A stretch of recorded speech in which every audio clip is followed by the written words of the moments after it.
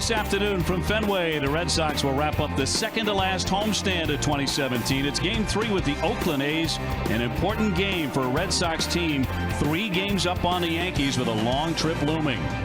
Hi, everybody. Thanks so much for joining us this afternoon. I'm Dave O'Brien. Very happy to be joined by John Valentin, a Red Sox Hall of Famer. And, John, Drew Pomeranz on the bump today, going for his 16th win of the season.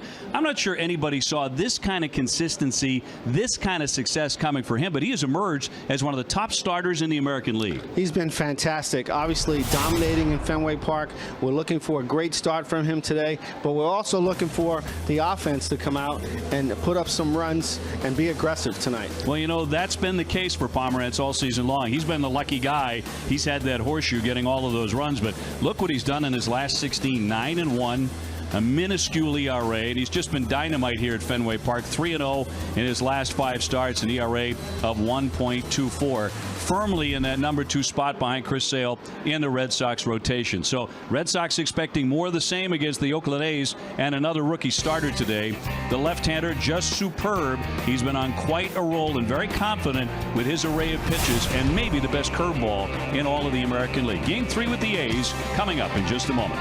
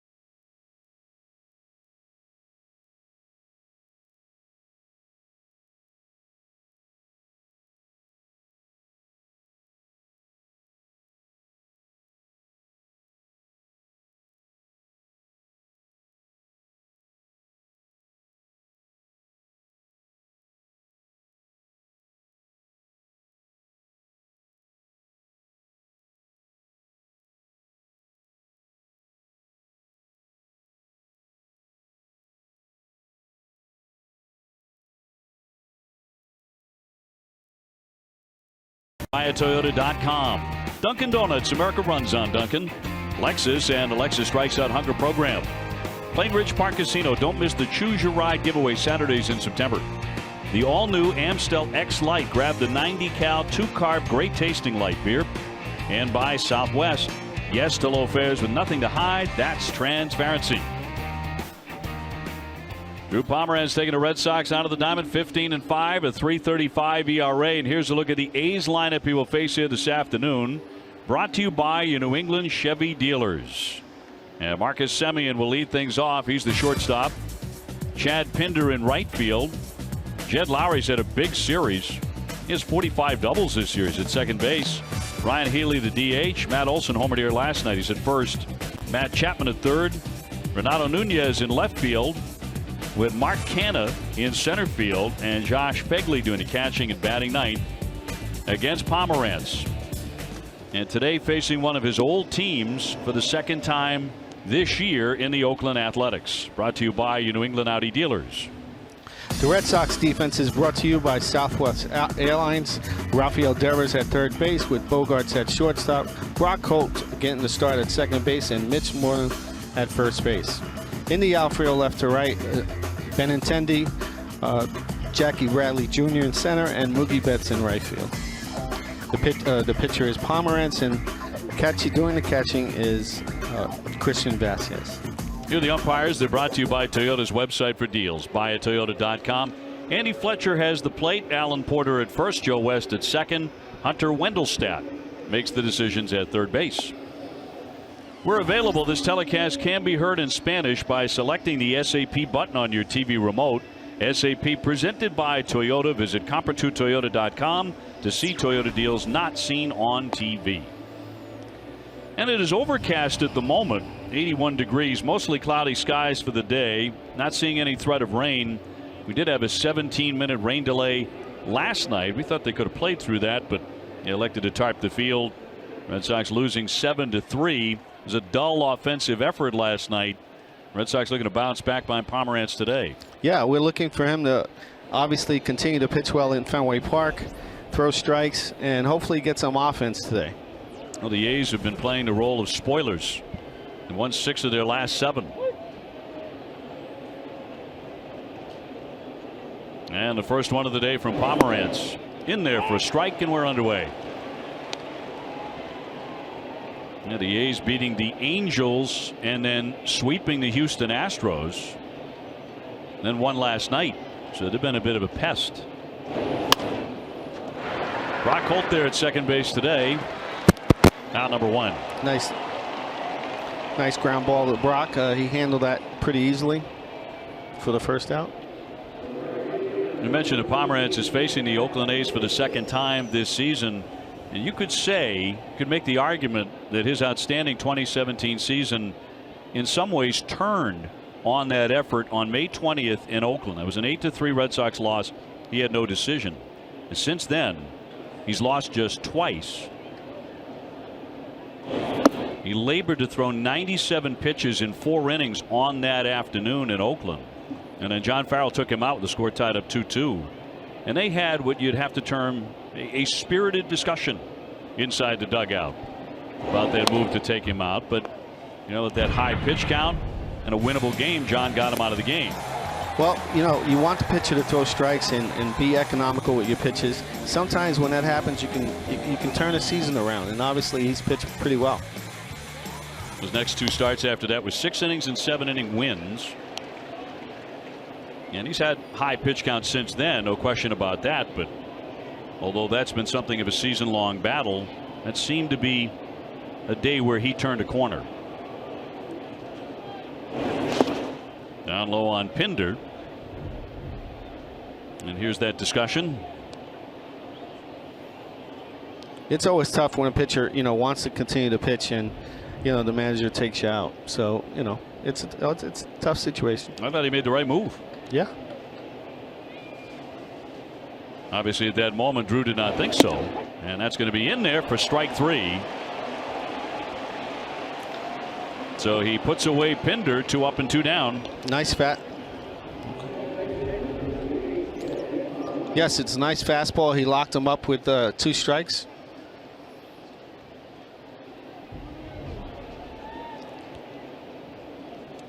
They'll send up Jed Lowry, who's had a nice series, 4 for 6. 277 with 12 home runs for the former Red Sox. And success against Pomeranz, 4 for 7 with a home run. Jed's having a really nice year. Yeah, he's been an offensive threat a little bit. 45 doubles.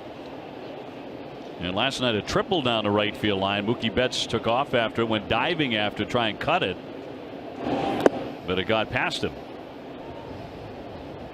A's would score 4 times off of Doug Fister in the first inning. And, you know, looking back on it now, it kind of felt like that was the game. Of course, Fister had been pitching nothing short of brilliantly until last night, but he took the loss. Long look in, and now time granted to Lowry.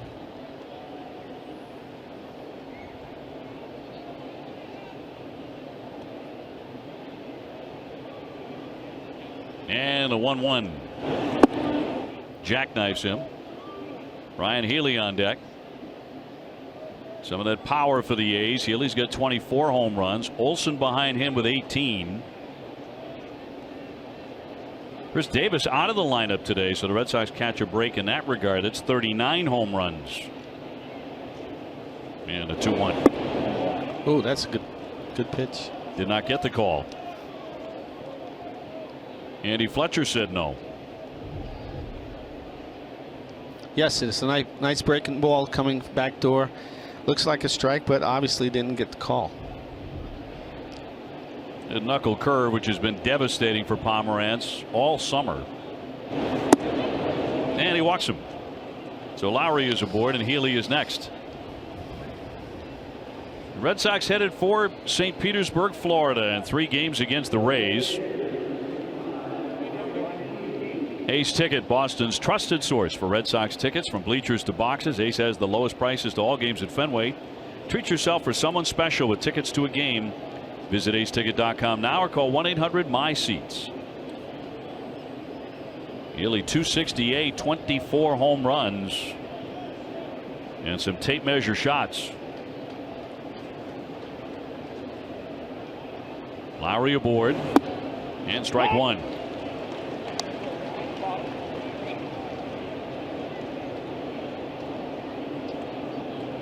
Pomerantz coming off an 8-2 win over Tampa Bay. Obviously, he will not pitch in the coming series. Went 6 innings, struck out 7, allowed only 2 hits. Right past him. Nice fastball right there, elevated.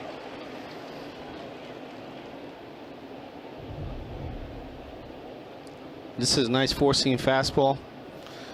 Obviously, it swung right through it. That's what we want to see. Healy only 2 at bats against Pomerantz. He has 1 hit. Has him in the hole in the 0-2. Fly ball to right. Mookie Betts there.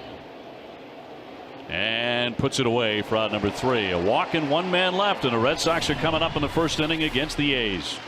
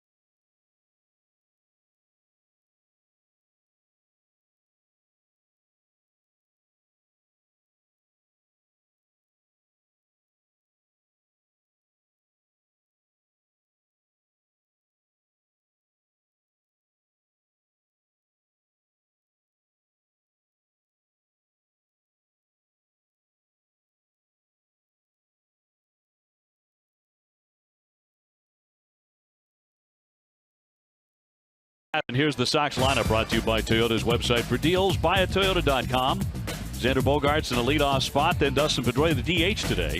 Benintendi in left. Betts in right. Moreland at first. Vasquez doing the catching.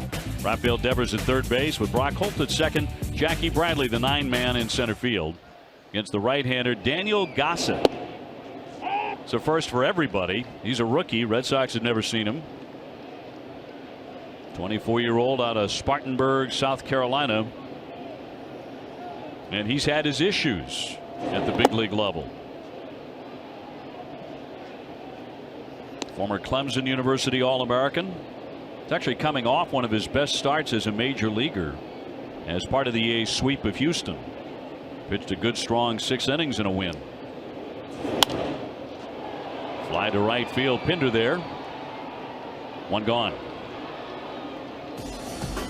Let's take a look at the defense. The A's defense today with Chapman playing third base, Marcus Semien playing short, Jed Lowry at second, and Matt Olson at first base.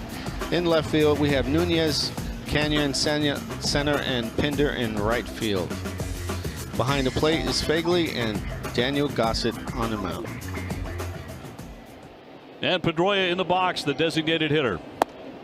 At 313 and red hot. 6 out of 8 in the series. Yeah, he's been fantastic. That's what the Red Sox need. Benintendi on deck. In fact, Pedroia has now hit safely against the Oakland A's in 26 consecutive games. Like it's personal. And he rolls that one foul. Now Pedroia is from nearby Woodland, California. It's about an hour and 20-minute drive from Oakland, so he's basically a next door neighbor. And he's been beating them up.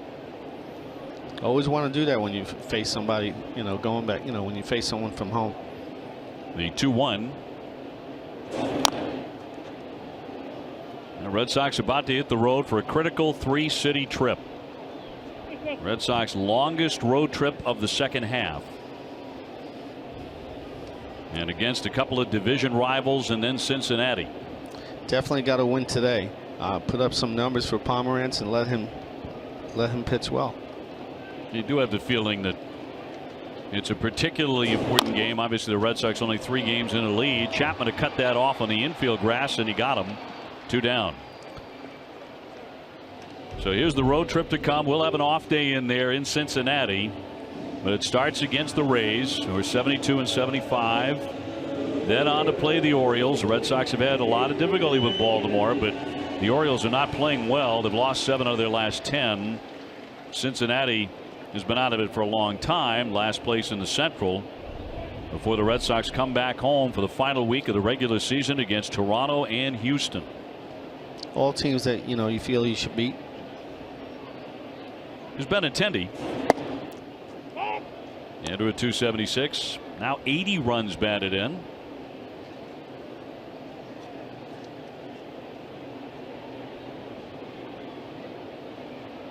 It's the most RBIs by a Red Sox rookie since Nomar in 1997. Time to see who's been driving the ball. Presented by Toyo Tires. Last 4 games, Benintendi swinging it very well with 5 RBIs, a .444 average. Toyo Tires, the official tire of the Boston Red Sox.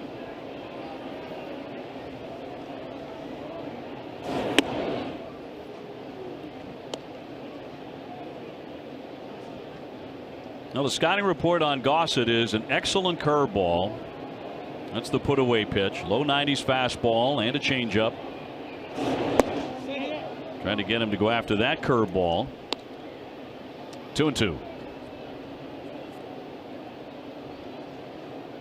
Give you a side look here. Yeah, it looks like he checked. Didn't look like he went, but that was his curveball. Under Wendelstedt at third base. And a 2-2.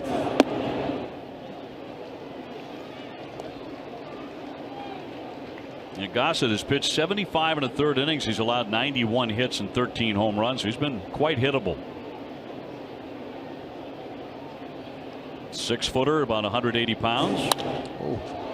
High fly ball. This is pretty well hit. Racing back Pinder, but he says he has it and puts it away to retire the side. Red Sox go 1-2-3 in the first.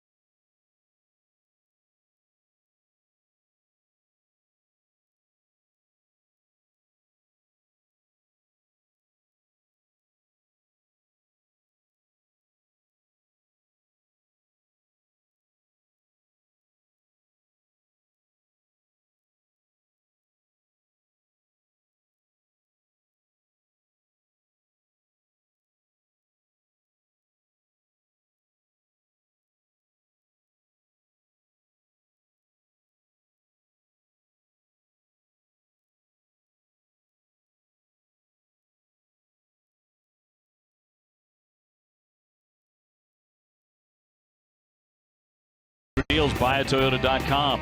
Amica Insurance, great service, great coverage, and a great price. Franklin Sports, the official batting glove of Major League Baseball. And by Subaru of New England, supplying all-wheel drive vehicles with a passion for fall activities. John Valentin, Dave O'Brien, and Jemai Webster with you. Always well-dressed Jemai Webster is coming with us on the road trip, and he's going to put us all to shame, no doubt. Always got a great pocket square going, great shoes, matching belt.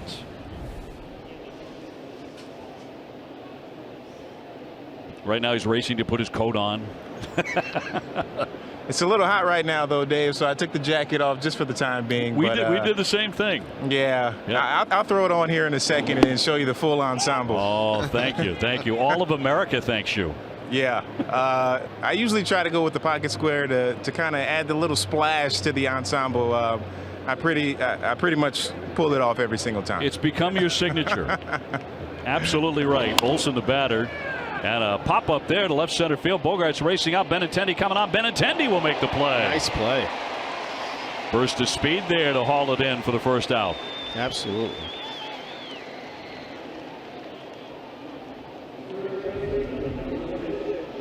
Okay. Gets that fastball in. 0-1 count. And he just comes on and makes that great play.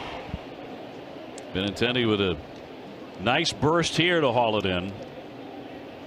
Tough to hit anything through this outfield. Benintendi, Bradley, Betts.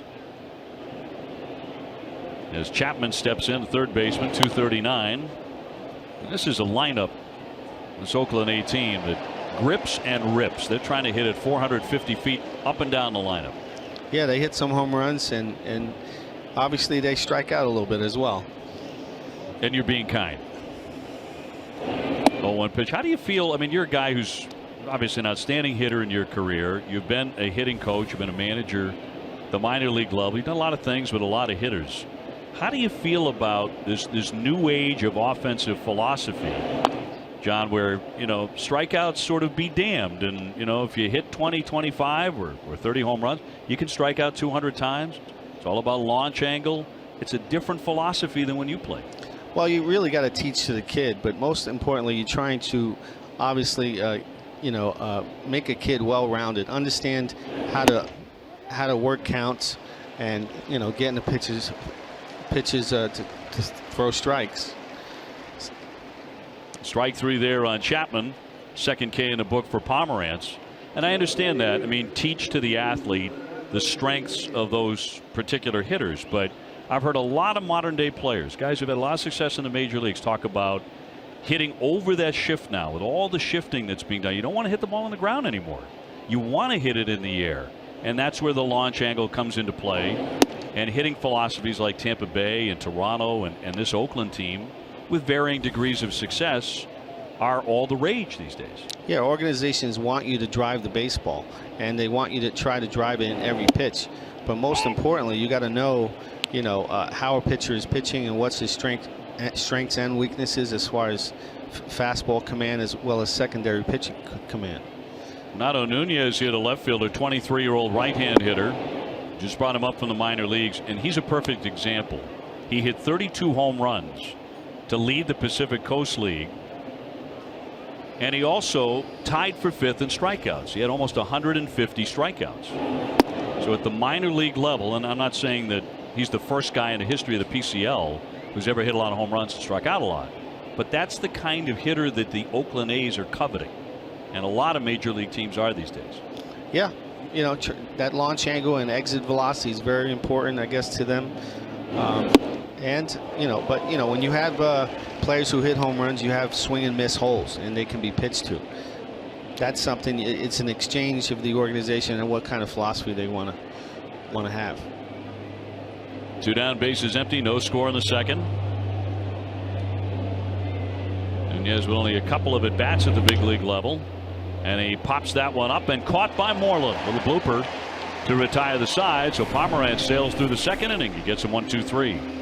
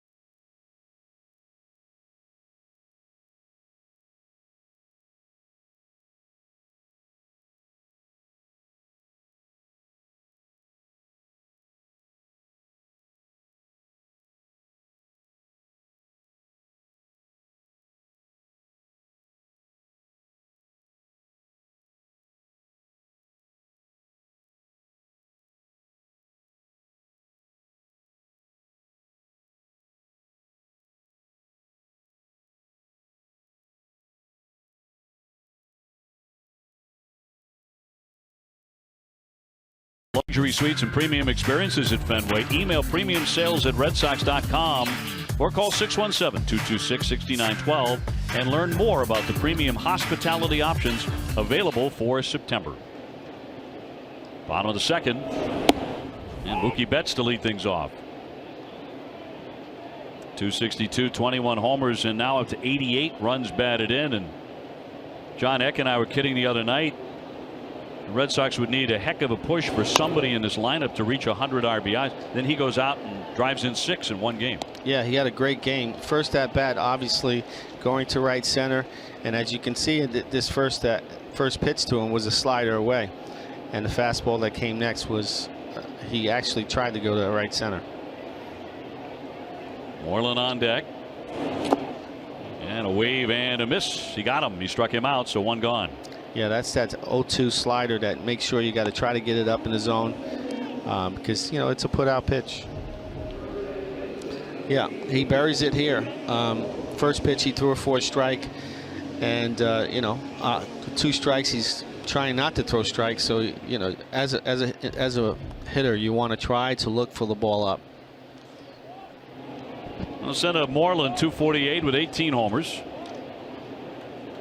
Mitch did have a double last night, but before that had kind of a tough evening. Hit into a double play with the bases loaded, and the best scoring chance of the evening for the Red Sox. When you were facing a guy for the very first time, as the Red Sox are, Daniel Gossett today, was there something you could key on every time you faced like a rookie pitcher or someone you'd never seen before that you could use to help yourself when you got in that batter's box? Yeah, I was basically a good fastball hitter, so I'm making sure that I'm trying to put pressure on him to make him understand that I'm looking for a fastball. So, I'm putting him on a defense, wanting to make him throw his secondary pitches for strikes. You got to find out whether he can or not. A little dribbler foul. But some guys do like to take pitches and, aren't ready for that first pitch fastball. And it's important, when you go 0-1, he's going to throw a slider or breaking ball to expand the strike zone and put you on the defense. I'm trying to do the opposite.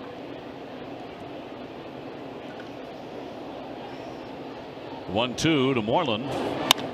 Rocketed to right field. Pinder, though, will make that play. 2 down. Sunday at 11:30. It's an all-new NESN clubhouse. All about Dustin Pedroia.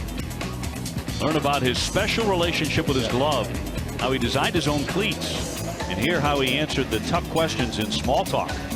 That's Sunday at 11:30 on NESN Clubhouse, presented by Delta Dental of Massachusetts. Designed his own cleats. You ever design anything that you wore or used? Designed anything that I wore and used? Yeah. No. Like your spikes or different kind of glove or something like that? Well, Dustin Pedroia did. It's pretty nice. Rolled to short by Vasquez. Semien. Bad throw, but the tag applied by Olson for out number 3. I don't think the Red Sox are planning on challenging that, so it's a 1-2-3 inning. No score after 2.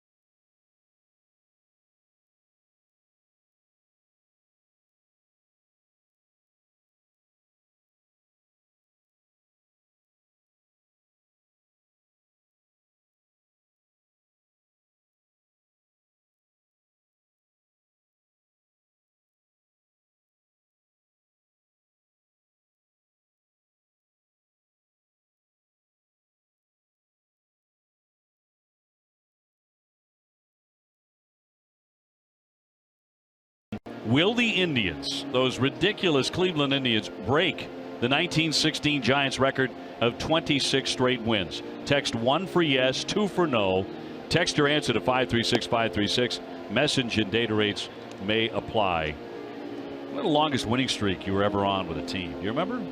It's probably like 10 or 11 games. Which is pretty darn good. Which is pretty good, yeah. 21 is ridiculous. Red Sox did it last year. You know, that 11 straight. I think so much of this, John, is about when you do it. And is this a little too soon? They're making history here. They're breaking records. It's astounding.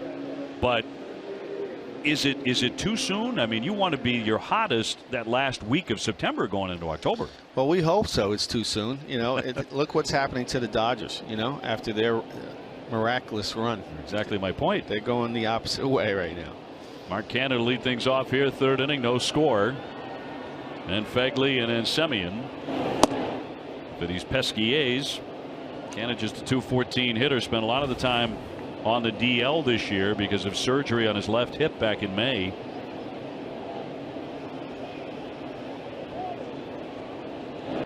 Pomeranz today trying to go to 16-5.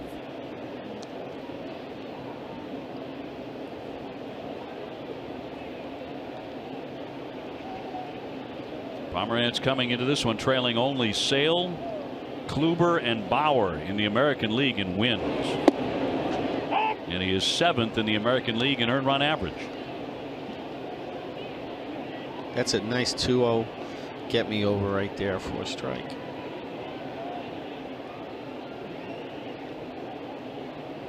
And a 2-1 to Canha. Right back with some heat at 91. Four-seamer. We've of course seen him get it up to 95 this season when he's really bringing it. This is where you want to see that buried curveball down in the zone. Don't leave it up.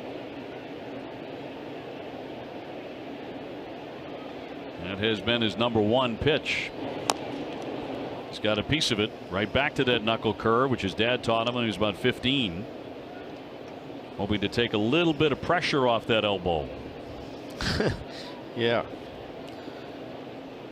It's 2-2 count right now. I would like to see him throw a high fastball right here after going with that knuckle curve.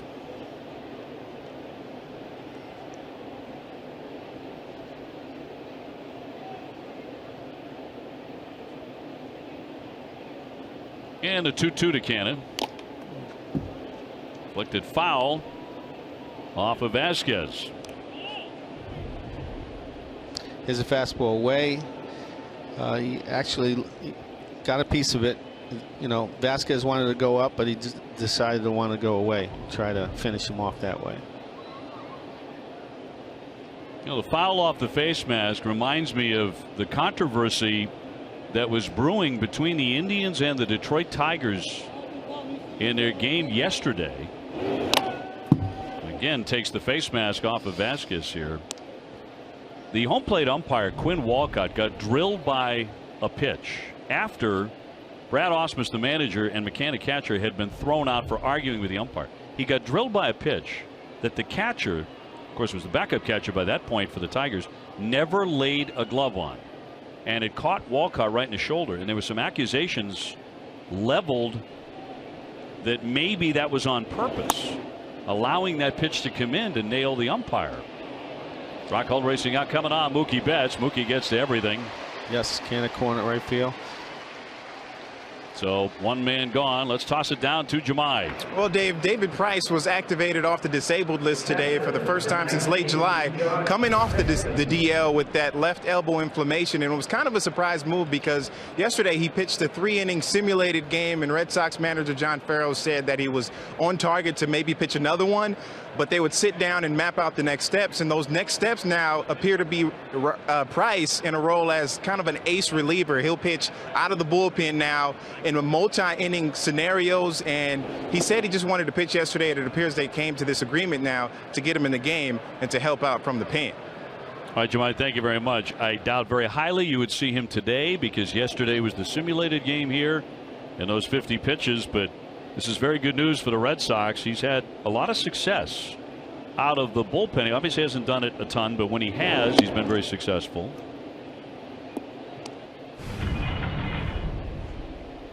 Yesterday, Price here on the mound at Fenway Park. Think back to 2008. Not a great memory for Red Sox fans, but he appeared in 3 games out of the bullpen for Tampa Bay. And he wound up getting a win, of course. Yeah, I'm sure he's pretty excited to be activated, and I'm sure he's ready to help the team in any way possible. You know, get him a couple of innings and see where we go from there. Well, certainly deepens that bullpen. Here's Fegley. 205, 3 homers, 8 runs batted in. He's doing the catching today for Oakland. Scoreless in the 3rd inning. Those Indians are hosting Kansas City, by the way, later on tonight as they go for 22 consecutive wins. There's a mile-high pop-up in a short left field. Benintendi all day to get under. 2 down. Plymouth Country Club, located in historic Plymouth, Mass, has a limited number of fall memberships available. You can join a private club for the fall at a great price and play at a truly great golf course. Go to PlymouthCC.net for details. So 2 up, 2 down. Semien the hitter. He's 0 for 1 with a tapper to second. Has not hurt the Red Sox in any way in this series. Nice pitch right there. Well, there's that curveball, which he'll throw in any count. Yeah, it's a very good command of it. Now he will mix in the occasional changeup, not very often, but that curveball for me is like watching, you know, a Tom Glavine throw his changeup in his prime. It didn't matter what the count was. He'd throw it on the first pitch. He'd throw it on 3 and 1. And that's the key to success for pitchers, is being able to throw your secondary pitches for strikes, because then now you can work your fastball in and out, up and down, and know when you do need a strike, you can throw that breaking ball, or you could bury it when you need to when you're ahead of the count. That's the most important thing for a hitter. You know, when you're trying to dissect a pitcher and try to eliminate pitches, you want to know whether he can do that or not. 2 and 2. We saw that note from Alex Spear, who will be joining us on the broadcast today, about the fact that Pomerantz has thrown that curveball 37% of his pitches, the highest among all qualifying pitchers. Here's the 2-2. He's already walked 1 man. Now he goes to 3 and 2 on Semien, who can run. Pinder on deck.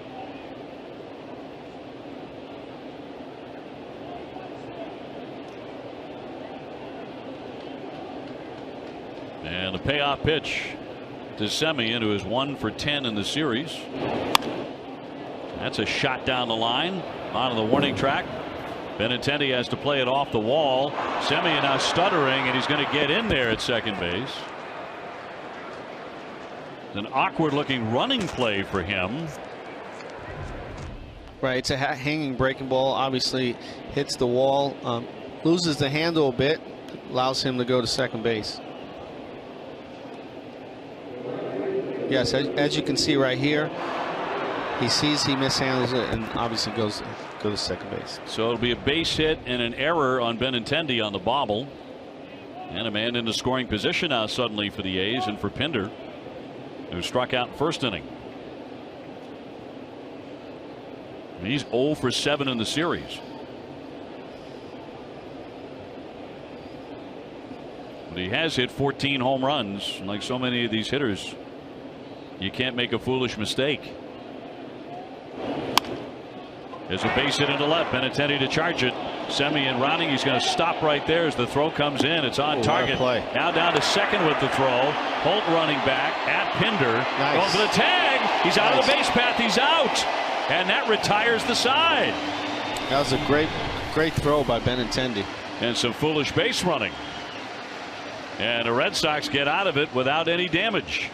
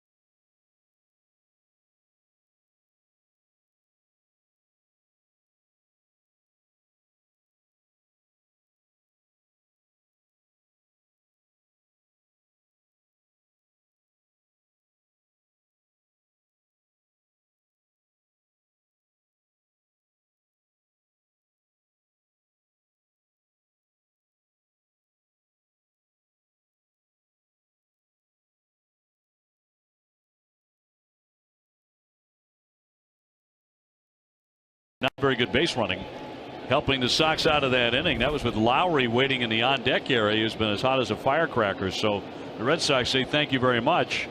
Fine throw by Benintendi certainly helped out. Underway here in the last half of the third inning. No score as Devers hits. And Alex Beard joins us from 108 Stitches and the Boston Globe. Always great to see you. Good to see you as well. On the day that David Price is activated and he is in the bullpen, what are your thoughts? Well, obviously he's not going to be throwing for a few days, but this makes a ton of sense if you just think about the schedule and how much time he would have to get stretched out. He's in simulated outings, he's gotten up into the low 40s in pitches. It's that simulated outings are a little bit different in terms of building workload than an actual regular season game would be, and you have confidence that you can get him to the point of being a reliever in the playoffs. You aren't sure about being a starter. Devers striking out, so the second K for Gossett. Time now for our player to bank on, presented by Capital One. This is Banking Reimagined, and John, this is not how to run the bases. Yes. Okay. Benintendi obviously gets this ball, makes a great throw to home. Obviously, the first base, the base runner tries to go to second base, gets caught. Bad base running play. It was great that we got that out. They'll send up Brock Holt, 173, no homers and 4 runs batted in. So back to Price for a moment. The expectation is out of the bullpen. How many times before the season is over, how he'd be used in postseason play, all of that has to be dependent on how he feels, I'm sure, but he's had success out there before. He has. To me, it's not just the fact that he's had success before, though. It's how he was throwing earlier this season. David Price this year was a very different pitcher than we had seen last year or even in the past. He hadn't thrown as many breaking balls. He had been more of a pure power pitcher, bringing a higher velocity on his fastball than he had last year and really in the last couple of years. He had been primarily a fastball cutter pitcher, and you saw tremendous results for him in the first time through the order. He was pretty dominant, and then the numbers took a little bit of a slide down the second and third times through, even though he was pretty effective for a nice little run there as a starter. You think about that. You think about the possibility of maybe you get through an opposing lineup twice with a starting pitcher in the postseason. You bring in Price to get through that third time, sure, and all of a sudden you put your team in a pretty good position to be able to get to kind of the right guys in the right matchups from the bullpen. Now, based on who you talked to after yesterday's performance, the simulated game, is confidence high that he's over this, that he won't endure pain in that elbow, that the Red Sox are going to have to shut him down completely after maybe an inning or two as Brock Holt takes ball 4? In other words, is he over that hump? Well, the fact that they're going to be putting him in games suggests as much. I don't think that they would put him in a position where there was a risk of kind of backsliding at this point, where you would be putting him in a position where you might be jeopardizing some of not just the rest of this season, but possibly the 2018 season. So you have to assume that there's reasonable confidence in his health going forward if he is indeed going to be on the mound in games. And he's responded very well to his last few throwing sessions, which is why he's gotten himself to this point. Chatting with Alex Spear of 108 Stitches and the Boston Globe. Jackie Bradley in. Jackie with a home run here last night, number 16. Red Sox trying to get on the board against Daniel Gossett, the rookie right-hander out of Clemson University, who the Red Sox actually drafted when he was in high school. They drafted him in the 16th round, but he decided not to sign and went on to play college baseball for 3 years before signing with Oakland.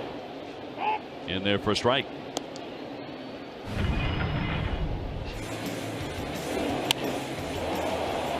Yes, that fastball obviously was up. He hit it well, and that's what he's in a 2-0 count right now.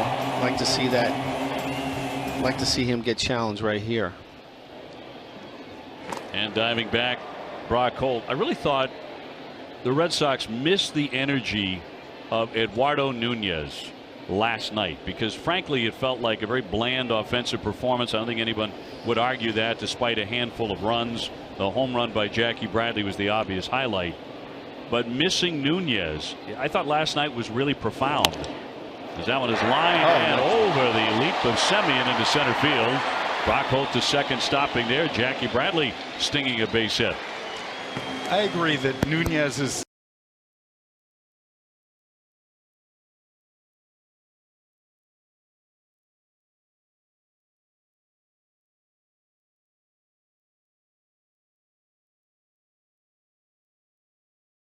first inning. And they've been falling behind early a lot this month. I think that in 8 of their last 11 games, the opponent has scored first, which isn't a great formula for winning, but I'm with you. When Nunez is around, when he's kind of chirping, when you see him flying down the line with the helmet flying off as he's crossing the bag, he's been an important part of the formation of their identity as this offensively adequate club in the absence of a lot of home runs. And he's really in some ways kind of a poster child for what their offense has been in the second half. I think well put. John and I were talking about it. Red Sox were facing a guy, Jarrell Cotton, last night they had never seen before. And his kind of approach at the plate might have made a very big difference, talking about Nunez, because he's so aggressive. And the Red Sox probably needed to rethink their approach against him in those first 5 innings. Especially when you're facing a young pitcher. When you're facing a young pitcher, you got to attack his fastball. You got to put him on the defense. That's something that you want to do. You know, make him have to throw his secondary pitches. Make him on, you know, obviously putting the pressure on him. And that's something, you know, when you take a lot of pitches, you let him gain his confidence, and that's something that you obviously don't want to do. Bogaerts 0 for 1. He is flying to right. No play on at second. Now, you're great at historical analysis and perspective. You're great at a lot of things, but that one in particular. You flatter. The Cleveland Indians. I mean, people are waking up in the morning going, they won again.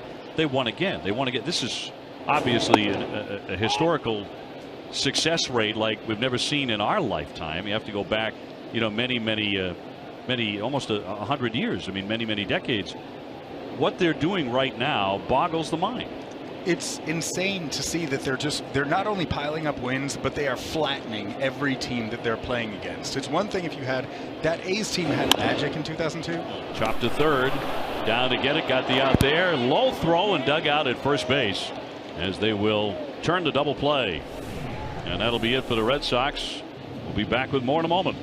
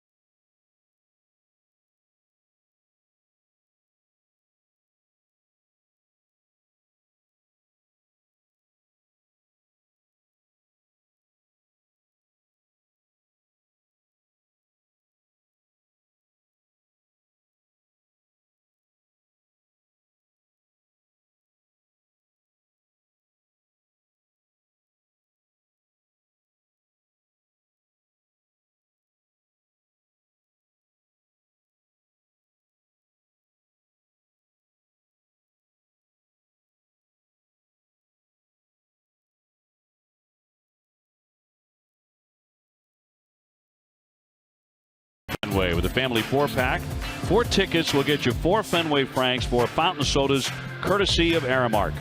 For tickets and more information, just visit redsox.com/family 4-packs. Well, great to have you with us here today at Fenway Park as we are joined by Alex Spear and talking about moving closer and closer to postseason play. But this is a huge trip for the Red Sox now. You know, a 3-city stop and only a 3-game lead. It's not just the lead. So what's at stake is obviously the American League East, right? That's what's staring them in the face, getting to the postseason first, then winning the division. But it's also, you want to get in with a little bit of a cushion so that you can spend those last couple of days lining everything up and not needing to kind of desperately push through that last series, maybe giving guys a little bit of a breather where you're trying to manage the full scale of a 162-game workload. You know, what's interesting is the Yankees are always going to be there. So their perspective is they got to win their games and not worry about anybody else. So that's always a constant, for the Boston Red Sox and the American League East. So whether you're in by a cushion or not, winning your games and winning the division is the most important thing. It's such a massive difference in terms of your outlook if you win the division versus the wild card now in this since 2012. In there, got him looking. Lowry will take a seat. And one man gone. Time for the unlimited baseball break, brought to you by T-Mobile. Looking at the probable starters for the Sox next series against the Rays. Sale, Porcello, and Erod going through Sunday, and then the Red Sox will move on to Baltimore. What is expected to be a tough series there against the Orioles, even though they're kind of cratering right now. They are, but they've managed to find energy through the years whenever they're playing the Red Sox. That is certainly true of their manager, who loves nothing more, Buck Showalter, than to beat the Red Sox. I think he wakes up in the morning thinking about it. I believe he does too.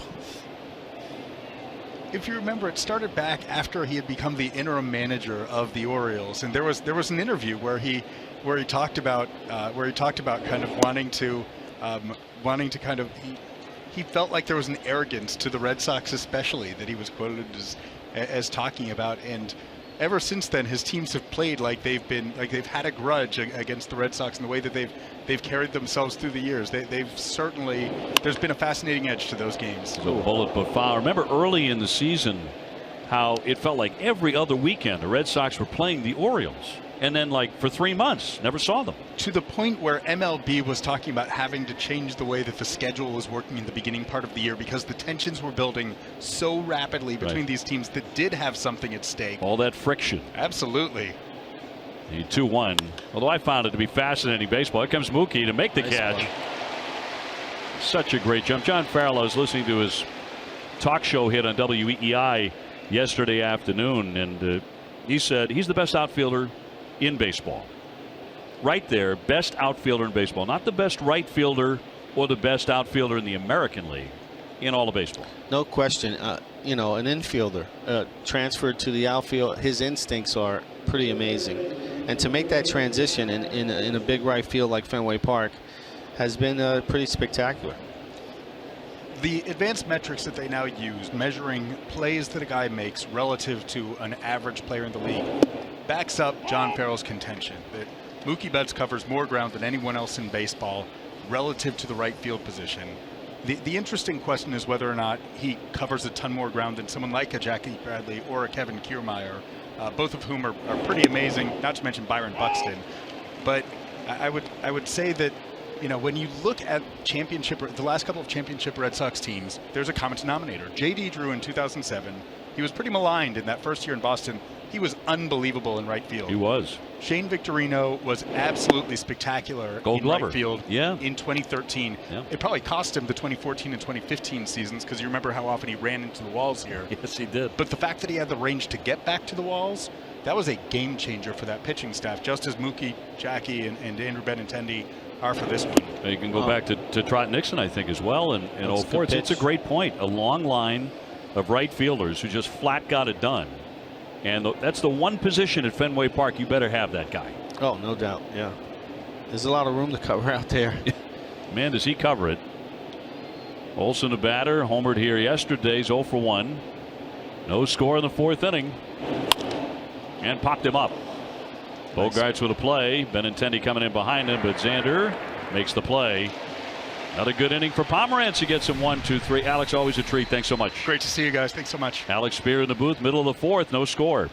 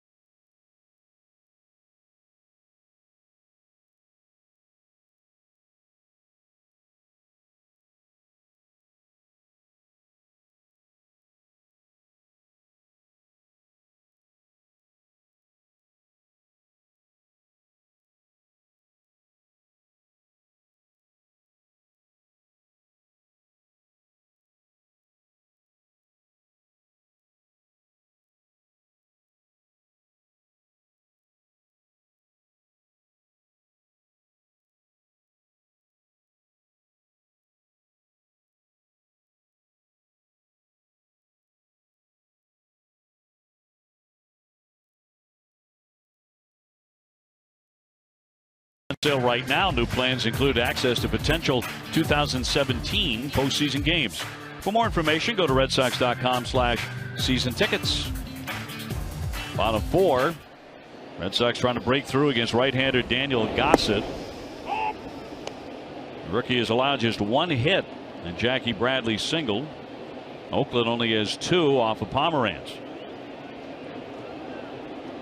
So Pedroia trying to get it started. 0 for 1 with a tapper to third. Oh. Generous. That was generous. So far he's following through on being tough the first time through the order. Team's getting him the second time. Pedroia has reached base in 10 of his last 13 plate appearances. Every time you look up, Petey's on base. Benintendi on deck. Got a piece of it.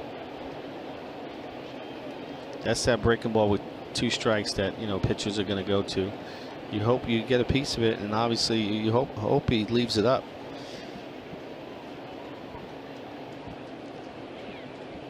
Gossett began the year at AAA Nashville. He was promoted to Oakland on June 14th to make his major league debut. He did it against Miami. He got shelled. Got hit hard. He lost 11-6. He was only on the hill for 3 1/3. Gave up 7 runs and 2 homers. So they keep a very close eye on Gossett.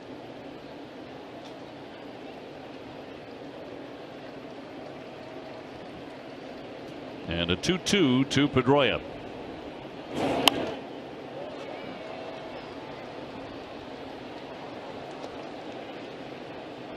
Before last night, the Red Sox had won each of their last 7 games here at Fenway against Oakland. And in the last 5 against the A's at Fenway Park, Red Sox had scored 54 runs. Remember last year's scores of 14-7, 13-5, 13-3. As Pedroia goes down hacking. So 1 man away. Time to toss it back to the studio. Here's Casey.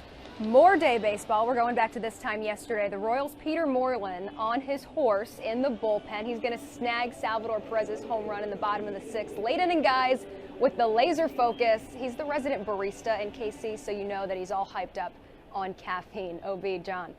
Okay. Not a bad way to go with these day games. I know what Casey means. Little Java. Benintendi scalds that one toward the alley. That's going to keep on rolling toward the triangle, but cut off by Canha in the second base. Benintendi with a walk-in double. That's exactly what I'm talking about. First pitch fastball, he gets it. Yes, he gets it and is aggressive. Obviously, first time around, he probably wanted to see a couple of pitches, but here, first pitch and lines a double right into right center gap. That's exactly what I'm talking about.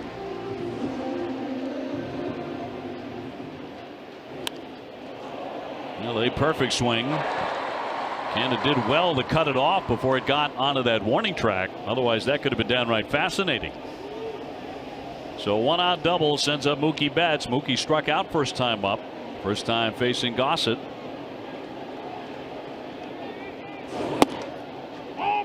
.92, and he got the corner according to Fletcher.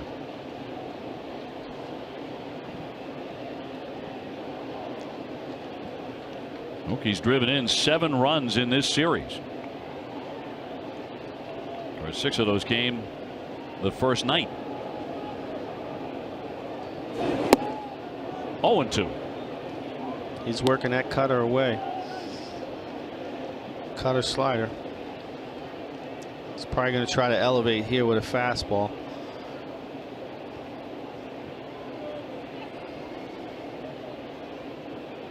Mookie with 88 runs batted in to lead the ball club. Facing an 0-2. And he popped him up. Foul off first. Plenty of room for Olson. And 2 down. So Mookie cannot advance the runner. Cannot drive him in. That's up to Moreland. Tonight, don't miss the season premiere Behind the B. Get an all-access look at the Bruins as they regroup. See behind the scenes footage from the offseason, including that trip to China. Catch it all on the season premiere of Behind the Bee tonight at 7 on NESN. He didn't go with that fastball. He stayed with that cutter away. It just wasn't up enough for him to do something with it. So here's Moreland, who hit the ball hard first time up. He lined to right, caught by Pinder. Wind blowing out a bit toward left today. It was very calm last night.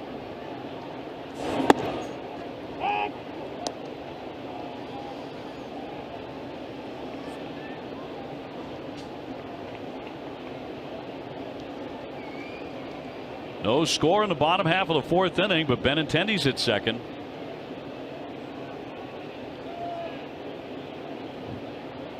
Moreland saw a lot of the A's in his days with Texas in the same division. One ball, one strike.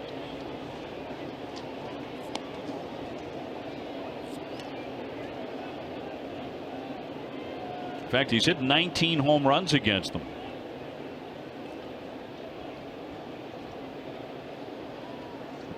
Vasquez on deck. Red Sox trying to break through at last against Daniel Gossett. Sometimes these unknown guys have tied up the Red Sox, and that's a strike. Came right after him. That 1-1 pitch. You would think he'd expand again, but decided to stay with his fastball.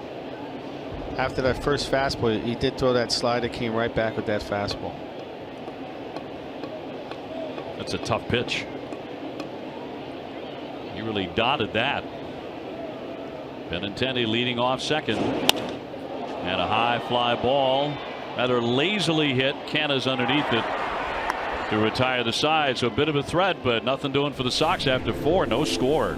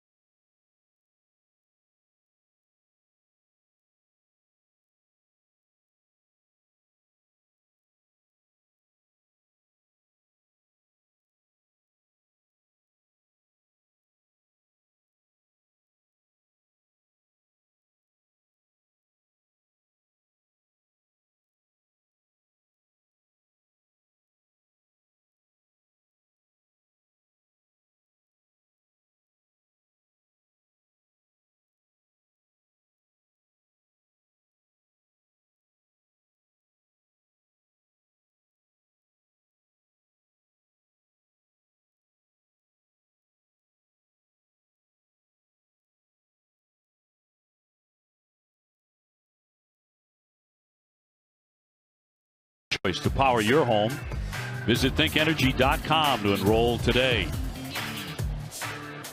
Bit of a pitcher's duel here as we go to the fifth inning. No score, each side with just 2 hits. John Valentin, Dave O'Brien with you. Matt Chapman, the third baseman, is 0 for 1 with a strikeout. So leading off the fifth. You think about a young right-hand hitter coming into Fenway Park, and you look out there to left field, and you see that wall looming and sitting on top of you like that. But it must feel, John, it probably did to you the first time you walked in here, so darn close.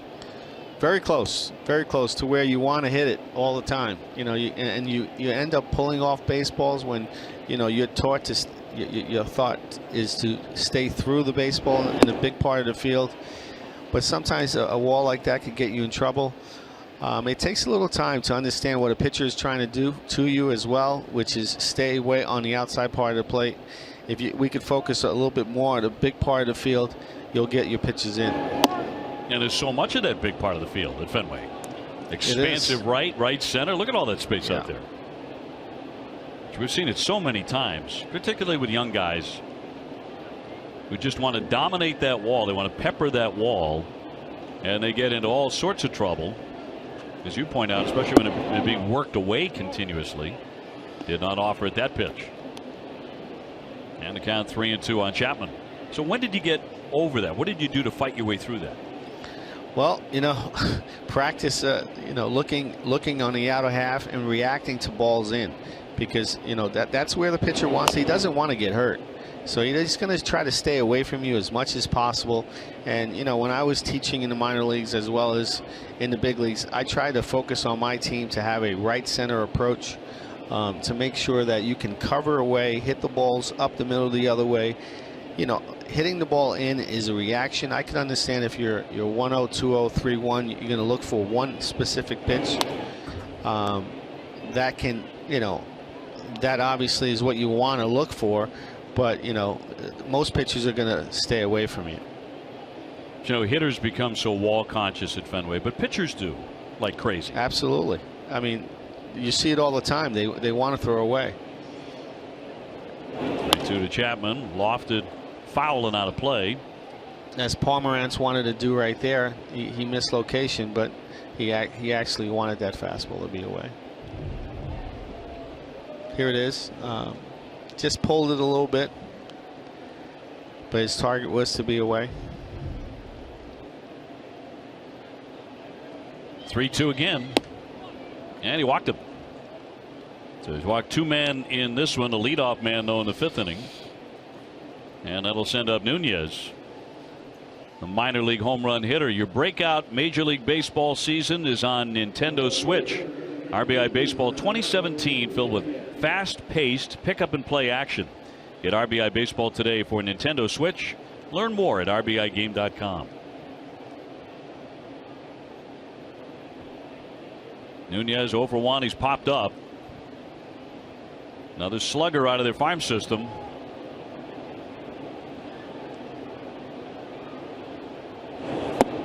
He takes a strike.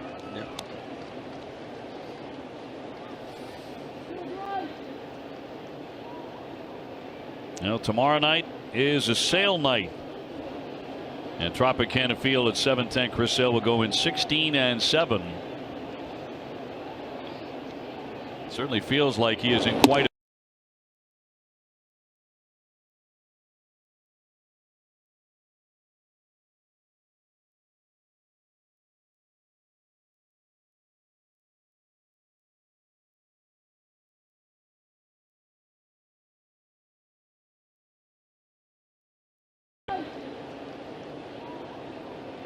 Now, tomorrow night is a sale night.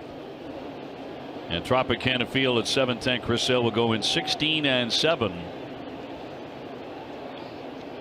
Certainly feels like he is in quite a battle with Kluber right now for that Cy Young. Kluber has been nothing short of brilliant. He has been pretty fabulous.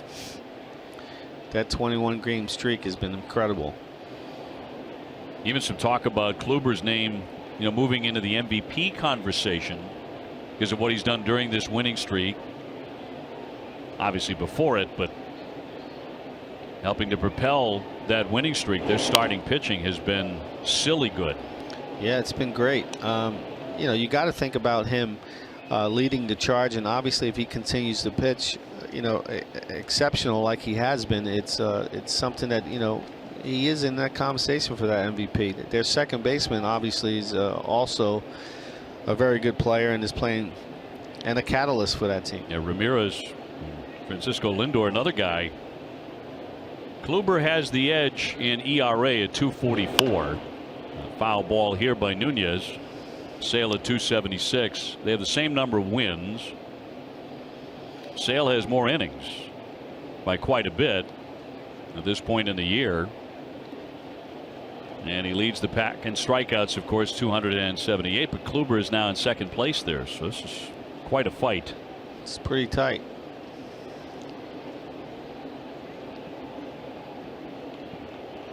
Chapman on at first, nobody out. And the 0-2 pitch to Nunez. Late cut, down he goes, strike 3. Nice fastball away, elevated. 2 strike. He probably thought he might be burying a pitch right there. That fastball up expands the strike zone, and he gets beat.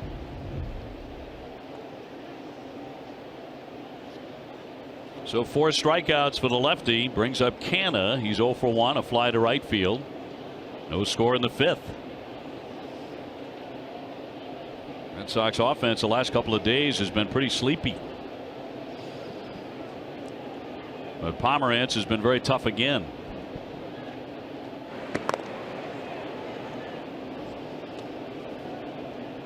Sox right now 5-3 on the homestand after losing last night 7-3 here. And a win would give the Sox a win in all 3 series on the homestand.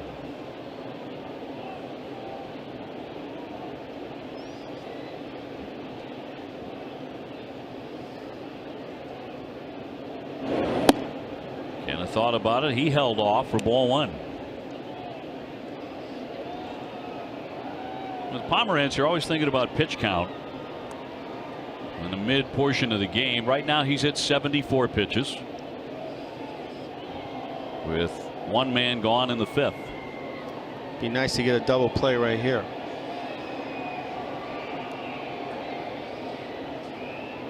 Chapman off the bag. They do not have a lot of speed. 1-1.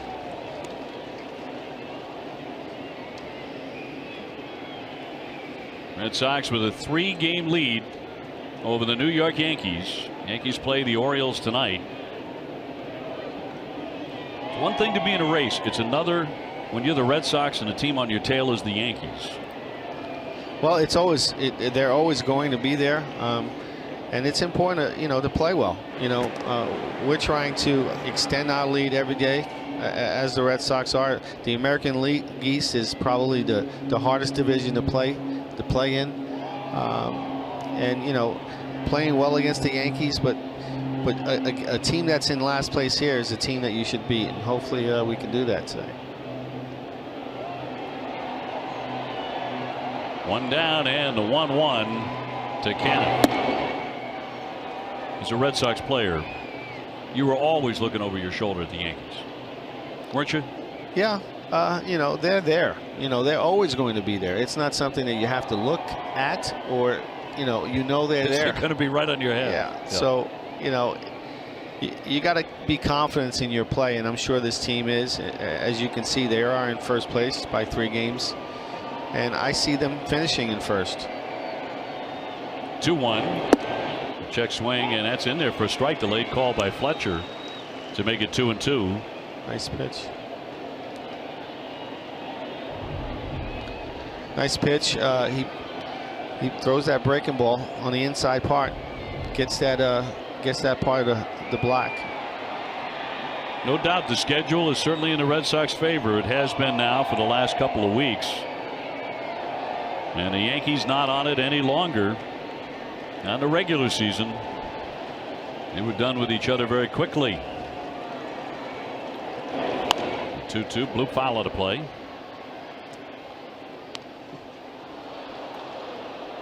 Get expert emergency care without leaving the ballpark at the Beth Israel Deaconess Medical Center First Aid Station behind Section 12 on the lower concourse.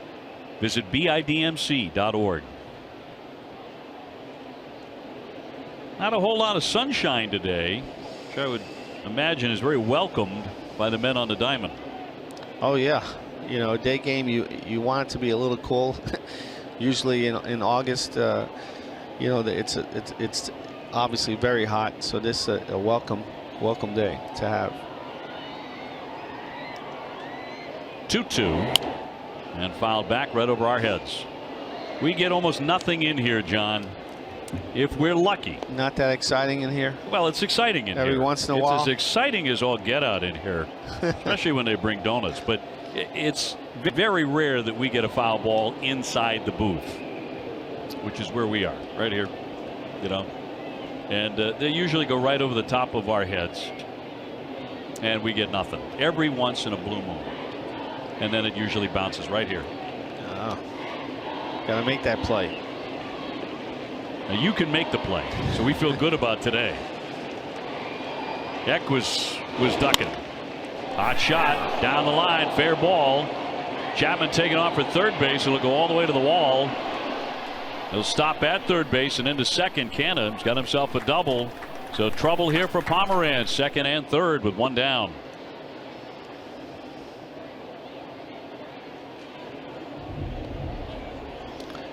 Yes, this pitch was hit hard. Obviously, you know, Devers made a good try to pick that ball. It was hit pretty well, and you know, puts us in a position with second, third, one out. So Pomeranz in a spot for the first time since the third inning. 11 doubles for Canha.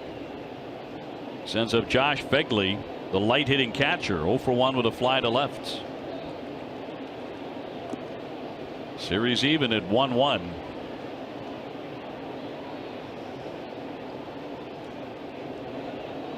A walk and a double with a strikeout in between. Drew Pomeranz, a former Oakland A. And the first one will miss inside for ball one.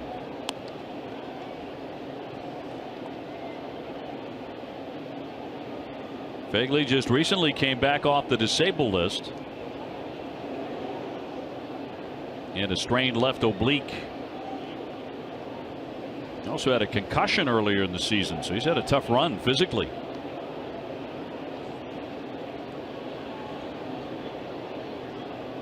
The 1-0 pitch. Wouldn't chase it. Ball 2. Well, defensively, we got the infield back, which shows confidence that we're actually going to score some runs. You know, you don't want to give up 2 runs here with a base hit and infield in. So this is a good defense to have right here. Marcus Semien on deck. Here's the 2-0. He dropped that one too low. Went back to that curveball and missed. So now 3-0 on the number 9 hitter. Only one down, 2 men in scoring position.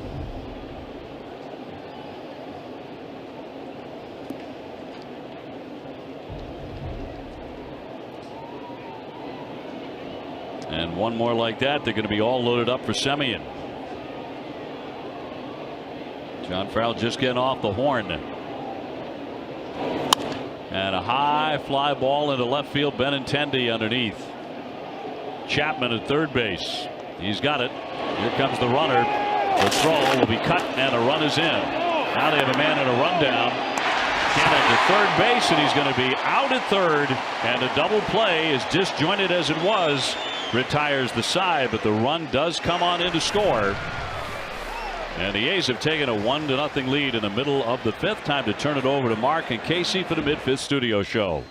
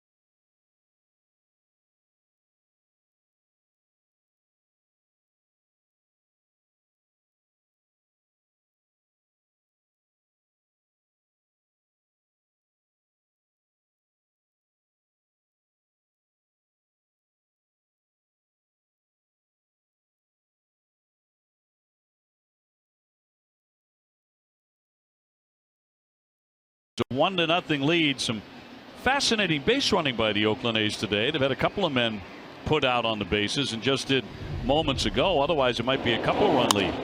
Yeah, this fly ball's hit to Benintendi. It's deep enough to score the run. The second base runner obviously is trying to get him to cut the ball off, but gets in trouble. Gets way too far out there. It's not something you do as a base runner, but we'll take it. Benintendi has a good arm, makes a great throw to home.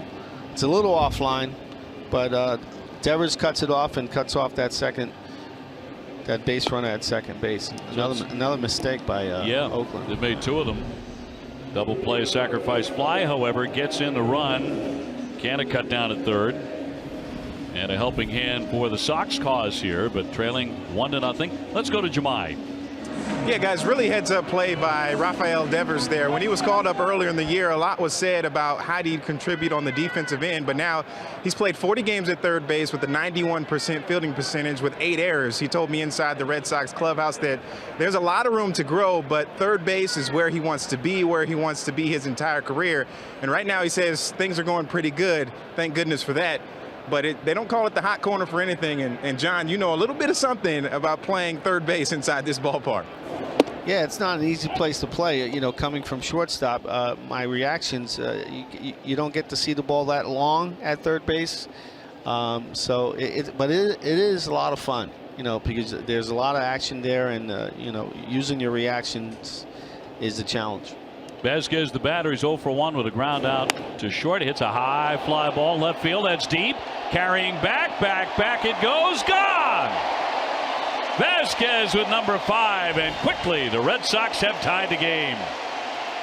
Well struck ball. This kid's been phenomenal.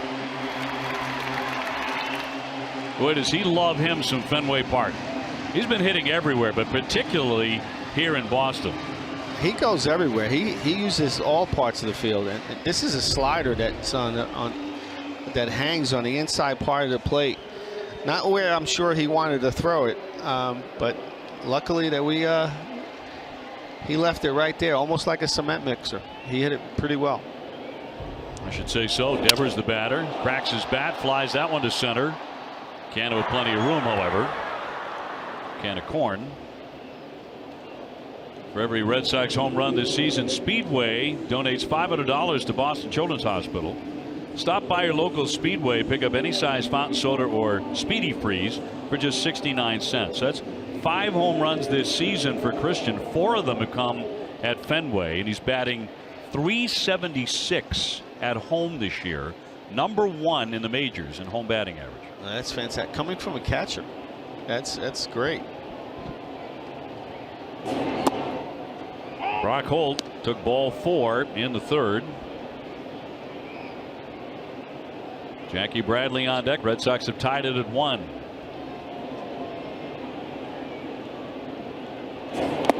And it skipped up there.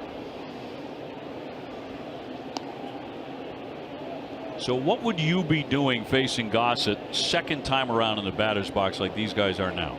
Well, being comfortable actually after having an at bat against him, knowing how his ball is coming out of his hand is very important. It also gives me an indication of what he likes to go to, and as you can see, he's used his slider quite a bit, and that's where he just got hurt. It's pretty something that, you know, he may have been looking for that slider. Vasquez. Chapman will scoop this and set down Brock Holt, and they're 2 away. Saturday, it's an all-new on-course with Andy Brickley. Brick hits the links at the Plymouth Country Club. Back-to-back Stanley Cup winning coach of the Pittsburgh Penguins, Mike Sullivan, at his side. Don't miss this and more on an all-new on-course with Andy Brickley Saturday afternoon, 4:30 on NESN, brought to you by Foxwoods Resort Casino. Jackie is 1 for 1 with a base hit over the shortstop. And he chops a foul for a strike. So then you get into that game of counter moves by the pitcher. He may have done this to you the first time up. Well, this time maybe you're going to see a pitch you didn't see the first time. No, that's what happens. You know, you almost can eliminate, or you're actually watching the other hitters and how they're being pitched. And he seems to love that little cutter that he's throwing a lot. And that's something that I'm sure that with Vasquez hitting a home run, they're going to look to probably hit it. There it is again. Yep, for a strike, 1-2. On his last start against Houston, he got in trouble in the 3rd inning with runners 2nd and 3rd and only 1 out, and their 2 best hitters coming up. And he got Altuve, the MVP candidate, to ground out, and he struck out Correa. And he got out of that jam. He went on to win the game, so he showed a little toughness. Yeah, he did pitch well against Houston to get that win. He's allowed a leadoff home run in this inning to tie the game. And a ground ball toward the hole, but picked off by Olson. Underhand flip to the pitcher, and he did get the bag for out number 3. But Red Sox finally on the board. Vasquez touching them all. His 5th home run of the season. Not much doubt about that one, and we're dead even. 1-1 at Fenway.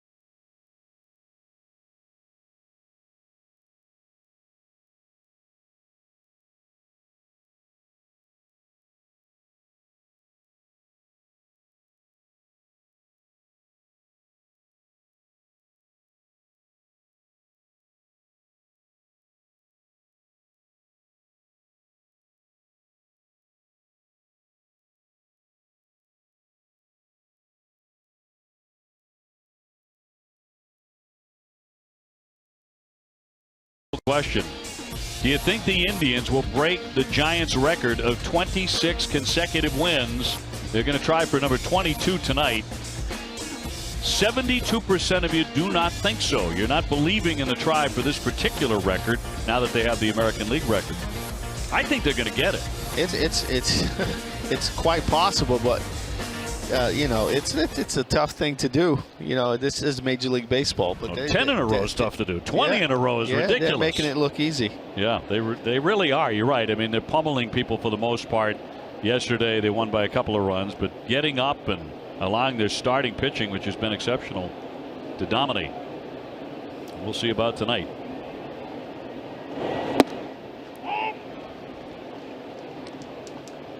So here's a number for you as we go to the 6th inning about this winning streak. During the winning streak, the Indians have hit 41 home runs. Their pitching staff has allowed 32 total runs, and they've hit 41 home runs. Well, you're hoping that, you know, this streak is, you know, it's their high point, and, you know, they come back to earth, because, you know, to continue this is quite something. Yeah, they're on another planet. So Semien, the leadoff man here in the 6th inning, tied up 1-1. Dave O'Brien, John Valentin, Red Sox Hall of Famer, along with Jemai Webster, who hopes to visit the Red Sox Hall of Fame one day. And I know he'll be very popular there. He is wherever he goes. A 2-2 to Semien, who's gone 1 for 2. Into right field. That'll drop down for a base hit. Went after that one, and it fell in, and he's 2 for 3. The Design It Yourself sofa, hundreds of fabrics and style options to choose from, starting at just $7.99. Right now you get up to 60 months no interest with equal payments. Minimum purchase required. Your style, your look. Only at Jordan's Furniture.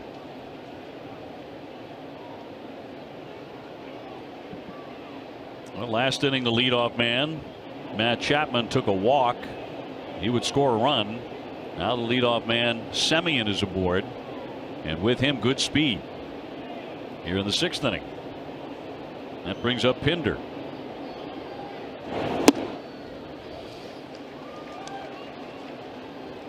Pomeranz pitching line brought to you by Ace Ticket. 4 Ks in the book. And he's up to 90 pitches. Red Sox have a right-hander throwing in the bullpen.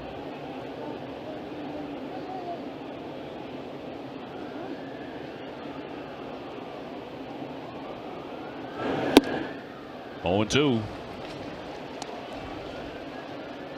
It would be Mr. Joe Kelly getting loose.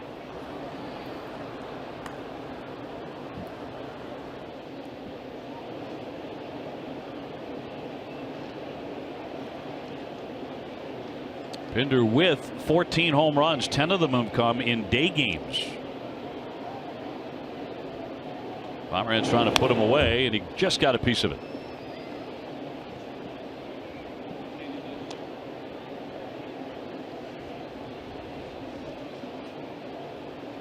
Last time out for Drew, he went 6 innings. He threw 103 pitches.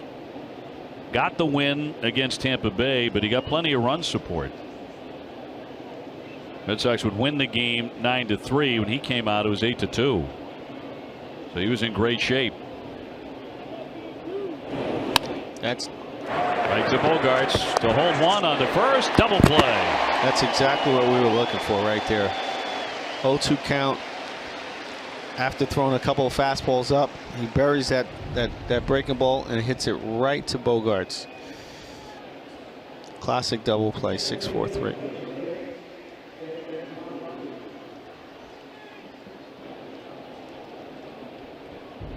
Little applause from the left-hander. Sends up Jed Lowry, who's walked and struck out looking. He's been sort of punishing the Sox in the series. He is 4 for 7. Thought about it and took ball 1.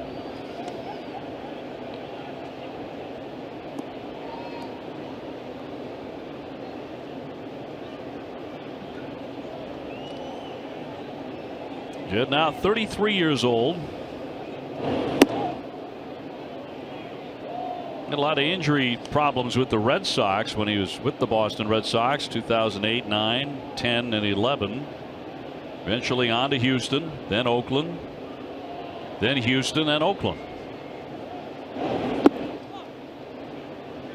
Those 2 franchises couldn't decide who liked him more. Appeared in the playoffs 4 times. Nice little infielder. Get some hits for you. Yep, a little bit of power once in a while. And he's going to take ball 4. He's been getting on a lot in this series. Second time he's walked today. Don't miss WB Mason Extra Innings Live right after the game. TC and Lenny will break it all down, and you'll hear from Drew Pomeranz and John Farrell. Whatever, whenever, wherever, who but WB Mason. So the double play certainly helped. Now a walk to Lowry will send up Ryan Healy, who has flied out twice today, both times to Mookie Betts. Pomeranz closing in on 100 pitches. Muggy day here at Fenway.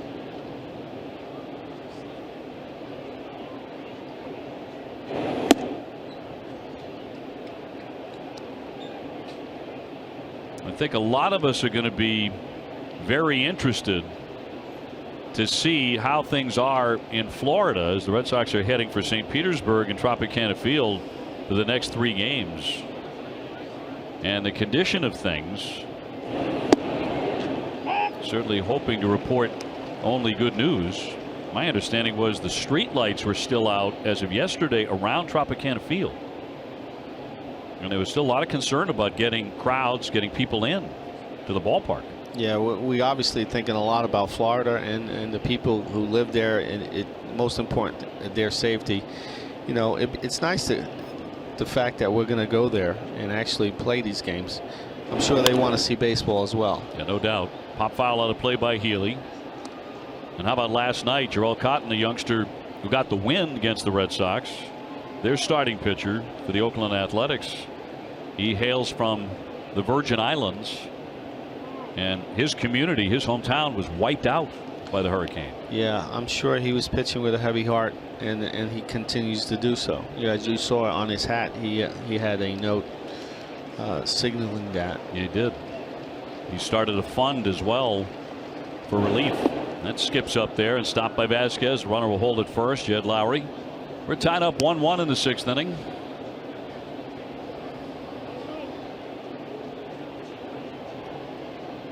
Be nice to see Pomeranz put this guy away right here. He has struck out 4 so far today, and he's walked 3. This is pitch number 102. Fouled off again.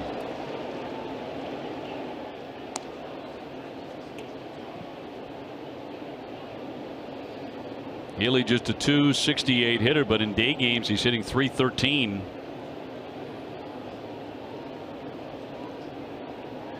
Oakland now ahead in hits 4-3. Nice fastball, way elevated would be nice, especially after that breaking ball down. Here it comes, I believe. 2-2. Fly ball right field, but foul again.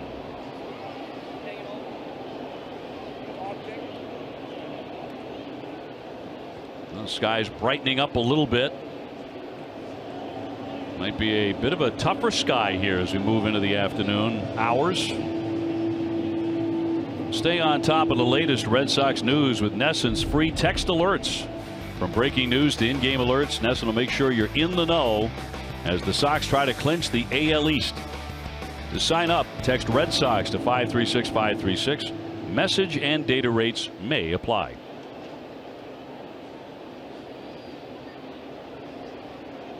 The A's lately have been a tough out. They've won 6 of their last 7. 2-2 coming.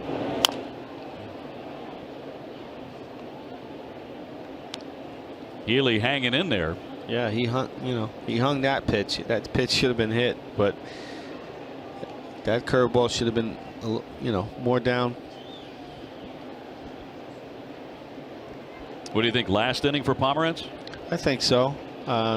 Be nice to get this out, and he is over 100 pitches right now.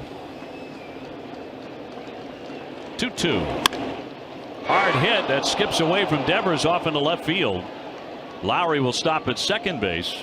That was smoked by Healy, and 2 men are on with 2 down. That was definitely a tough pitch to tough ball to handle. He left that breaking ball up. 2-2 count. I'm sure he wanted to bounce it, but he did leave it up. Healy all over it. That'll bring out Carl Willis. And a conference on the mound here for the Red Sox. It's not like the A's are tearing the cover off the ball, but they have 5 hits now, and 3 of them have come in this inning. So perhaps a sign that Pomeranz is beginning to tire. He got a double play, big double play that Pinder hit into, but 3 hits in the inning and he's walked a man. He's facing the left-hander here, so hopefully they'll let him pitch to him. This might be his last batter.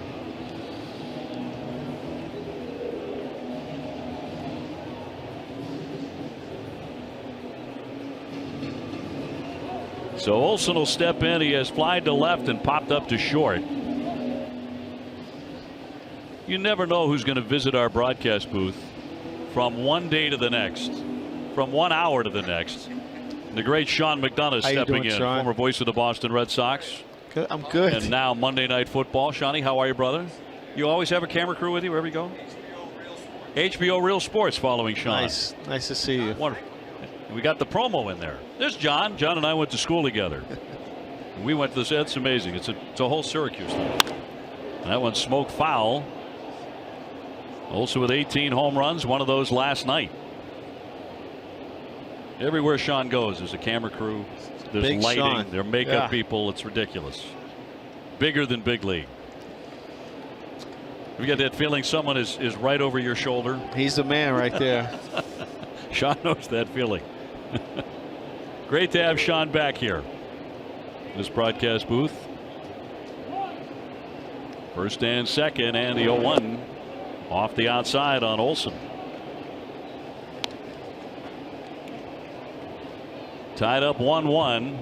Pomeranz trying to escape the sixth with bullpen activity. Olson, a dangerous guy. 18 home runs, only 36 runs batted in. That's not a good combination for him. 18 home runs, driving in only 36. A lot of solos. Yeah. Now Pomeranz at 107 pitches.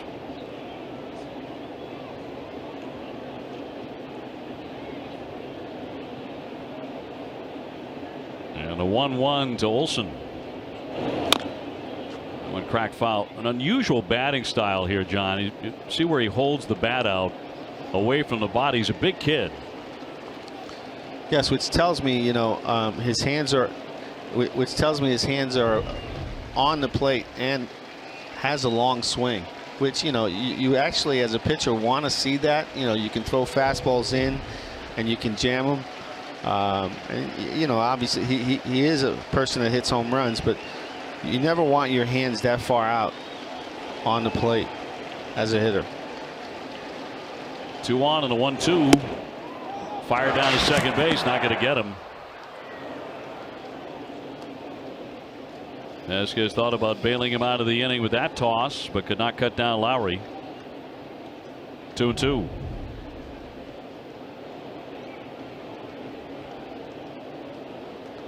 That was a good throw. It's just on the wrong side of the bag right there. Now the crowd at Fenway would like another strikeout here, which would be the 5th of the day for the lefty. 2-2. He could not put him away with the breaking ball knocked out in front of the plate by Vasquez, so they're going to go all the way here.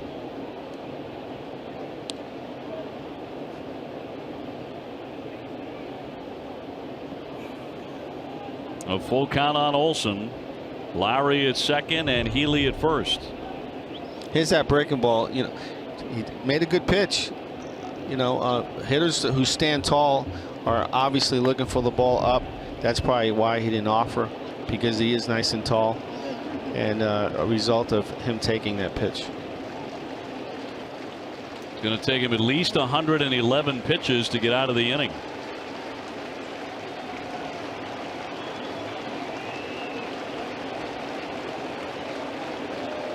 They lead away. The runners will be taken off on the 3-2. There they go.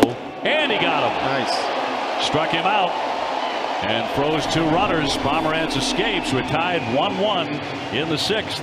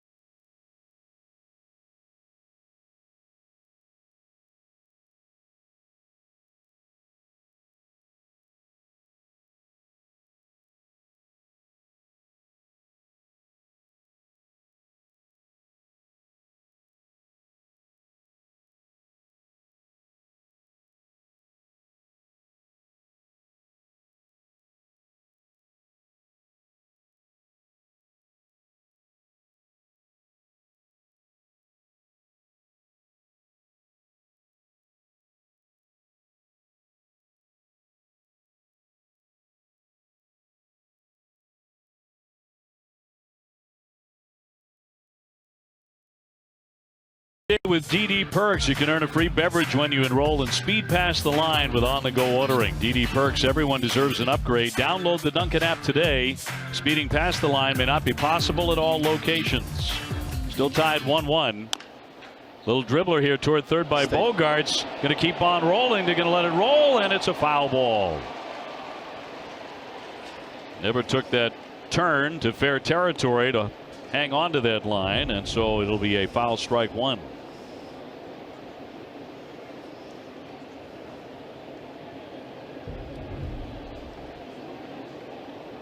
Xander Bogaerts 0 for 2. He's flying to right and hit into a double play.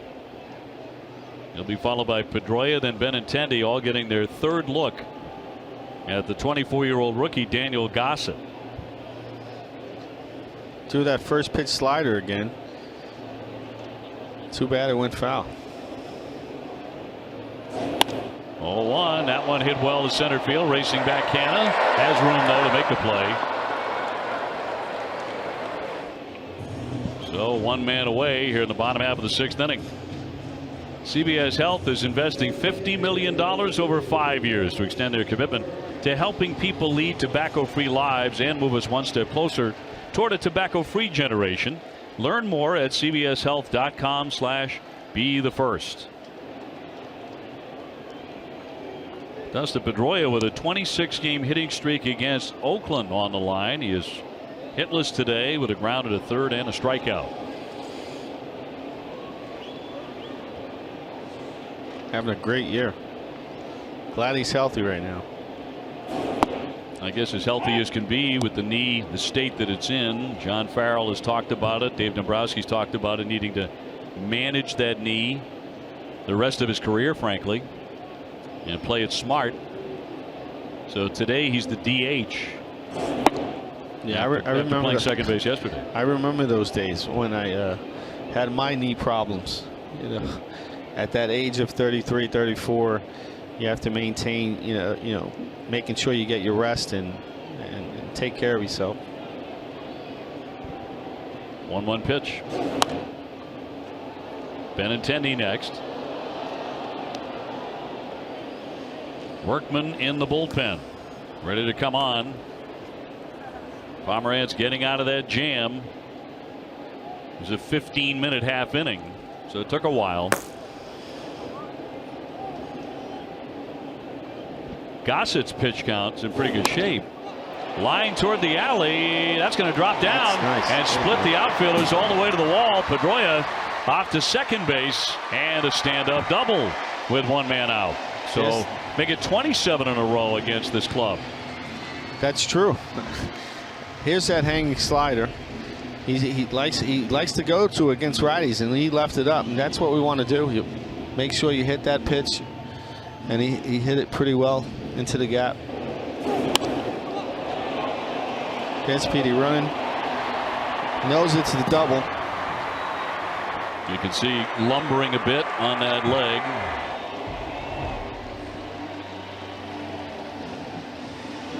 But in a scoring position for Benintendi, who's already doubled himself today. He's 1 for 2.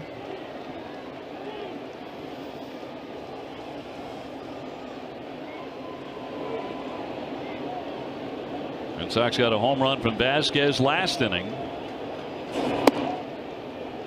At last getting on the scoreboard. His fastball away. Like to see him get a nice challenge pitch right here. Something up.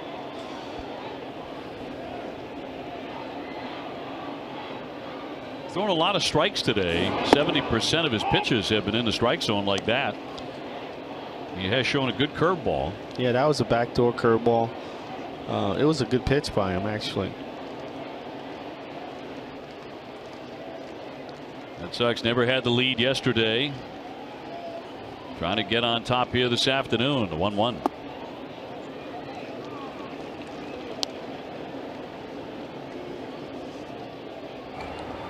Right-hander Ryan Dahl loosening in the bullpen now for Oakland. Betts on deck. Benintendi leading all major league rookies with 142 hits.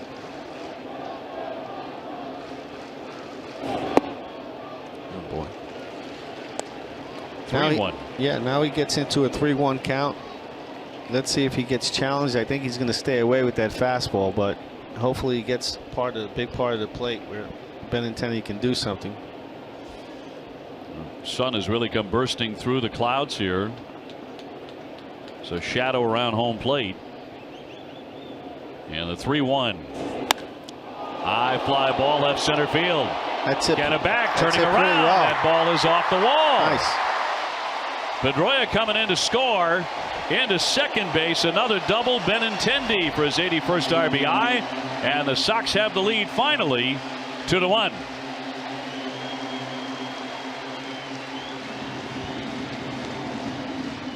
Back-to-back doubles.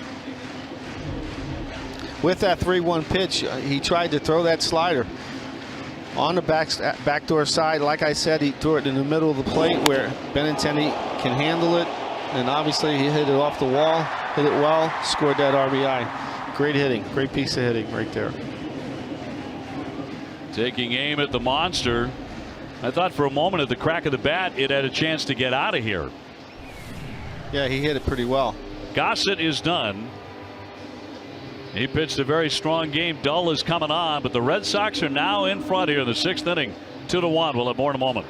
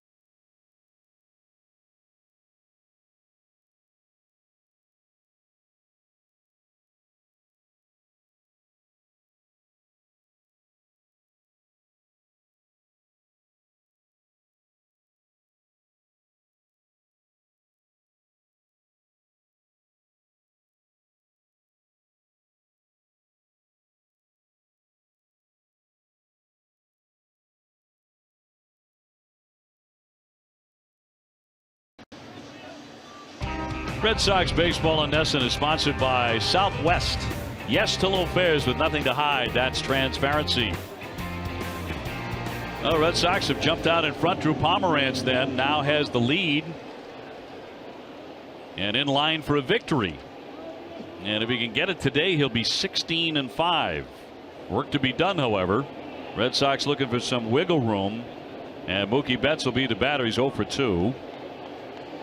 Benintendi just stroking a wall ball double to drive in his 81st run. And the Sox have the lead. Mookie today with a strikeout and a pop-up foul to first. So Ryan Dull in the game, his 43rd appearance.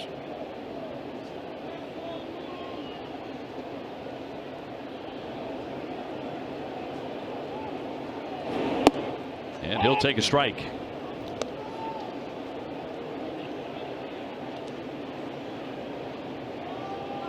Mookie on this homestand became the first Red Sox hitter ever with 20 or more homers and 20 or more stolen bases in back-to-back years. First ever. No throw by Dull. So Gossett knocked out of the ball game here in the 6th inning with 1 down. 5 1/3, 2 runs, 5 hits so far. The runner at second base, Benintendi, is his responsibility.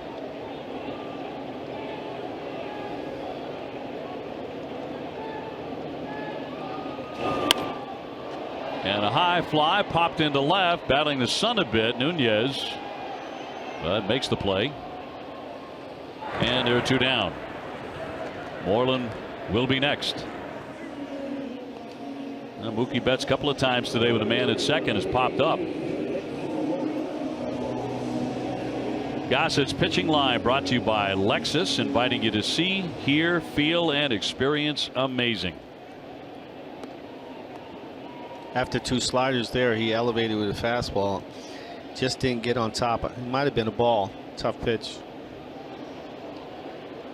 Moreland's line to right and fly to center. He's 0 for 2.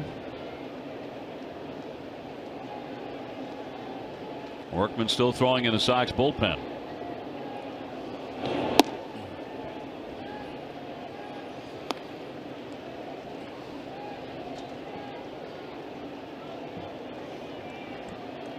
Now Mitch Moreland has set career highs this season in runs, doubles, and walks.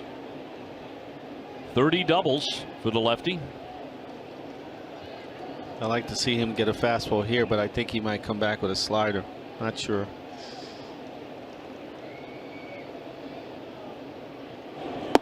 And he does on the backside. Yep. Were you a good guess hitter? Wasn't a guess hitter. It was just you get a feel for how a pitcher is pitching and what he likes to pitch, what he likes to throw. And you're always looking for fastball, but you know when he throws a different pitch, then you know. That's off the wall. Set it to the wall. Yes, it is. And it is going to be off the green. Another run is in. He's motoring to second. He slides in safe.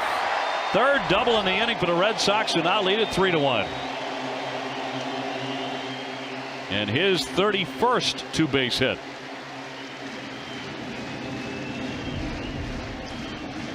There's a fastball right there after throwing 2 sliders, 1 for a ball, 1 for a strike. He backdoor. You knew he wasn't going to it again. You had to look for that fastball. Got challenged, and Moreland hit that nice double, drove in that run. Doubles by Pedroia, Benintendi, and Moreland. And the Sox with a mini cushion here in the 6th inning. Charge that run to Gossett, who has departed the stage, and here's Vasquez, who crushed a home run in the 5th inning. A solo shot to tie the game. Now the Sox leading 3-1. And there's that slider again. You know, he's probably going to throw a fastball for a ball here and then go back to that slider.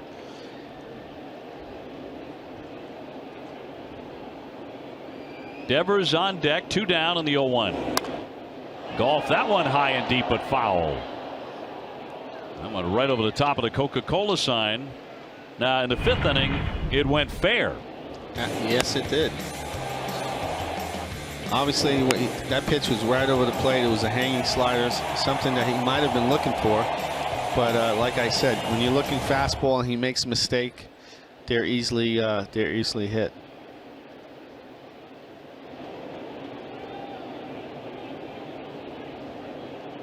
So 2 strikes on Vasquez. That home run was his 5th of the year. He went chasing on that one. Down he goes, strike 3. Begley will throw him out to retire the side. But the Red Sox get a couple of runs, and for the first time in the last 2 days, they're out in front 3-1.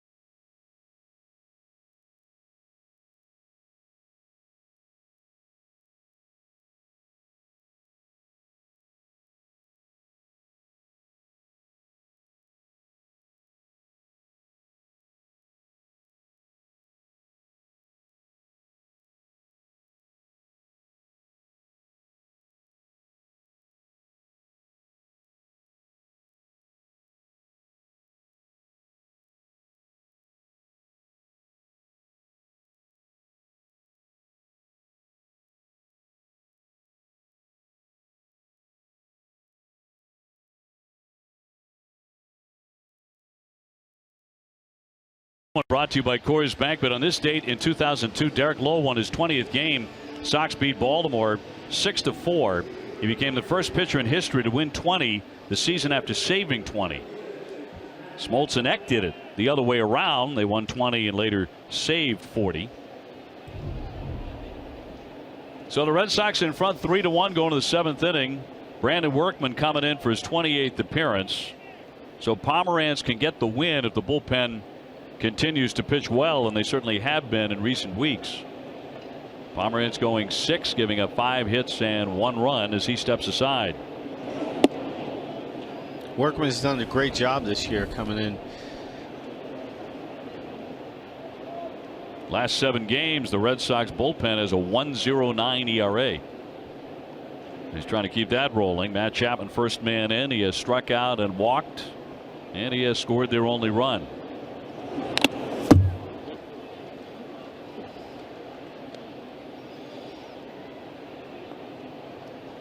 So if Pomeranz does pick up the W, he'll go to 16-5 and 10-1 since June 16th. Some run. Yeah, he's been pitching great.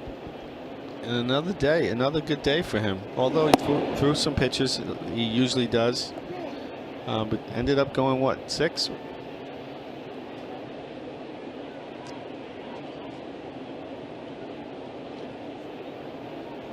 Nunez on deck, and then Canha here for Oakland, and the 2-1. 2-2. 111 pitches for Drew today. The last time out 103. Time before that 105. Pretty typical for him.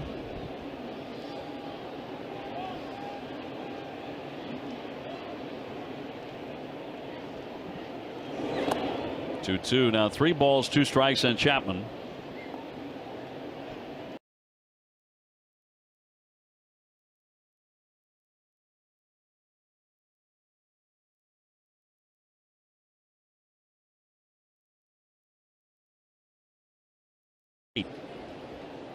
Win would put the Sox to 3.5 in the lead.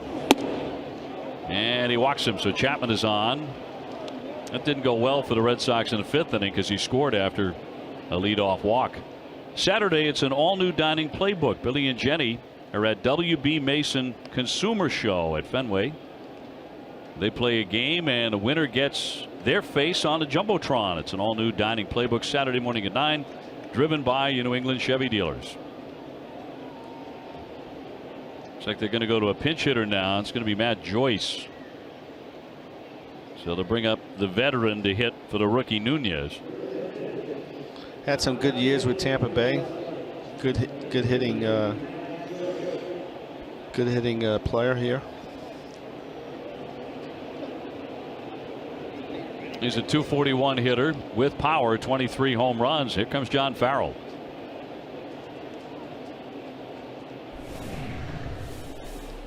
And he's going to take the baseball away from Workman here and go to the bullpen. He's going to bring in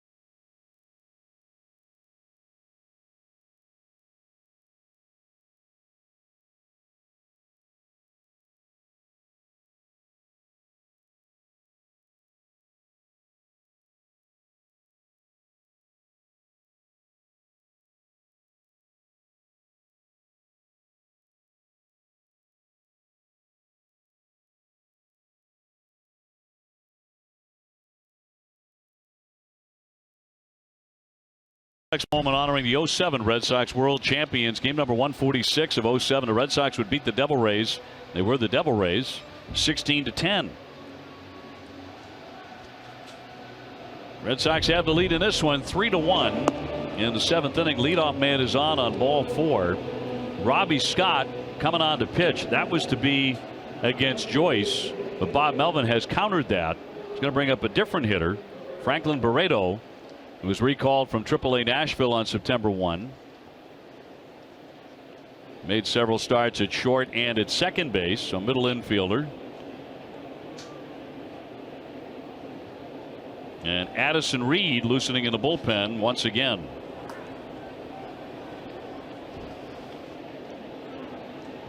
So both managers making moves here in the 7th inning. 3-1 Sox. And Barreto, the pinch hitter, hitting just .204. A couple of home runs, however.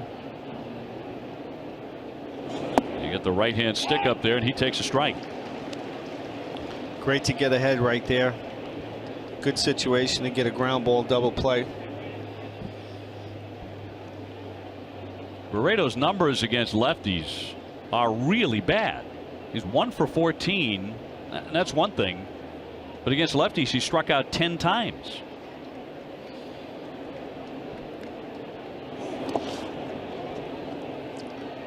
You know, in that situation, I would want to stay with the veteran. You know, even though it's left on left, you know, I'm sure he's seen a lot of lefties in his career and is used to having an approach instead of going with a young kid like this. So I like the move. Chapman on at first base, nobody out. Red Sox have turned one double play. It was just last inning with Pomeranz on the mound. And he missed away 2-1. Red Sox and the Rays at the Trop tomorrow night. Certainly hope you join us on NESN. Chris Sale going in at 16-7.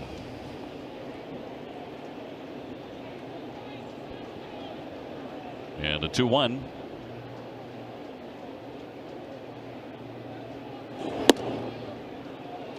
Three balls, one strike.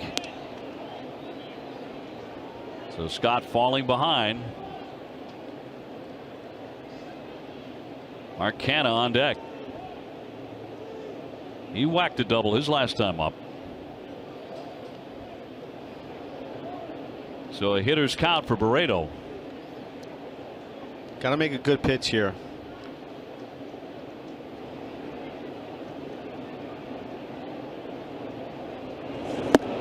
Right past him. Snuck it by at 90. 3 balls, 2 strikes. That's exactly what I was talking about. Trying to throw this pitch on the outer half. That two-seamer away. Well executed pitch right there.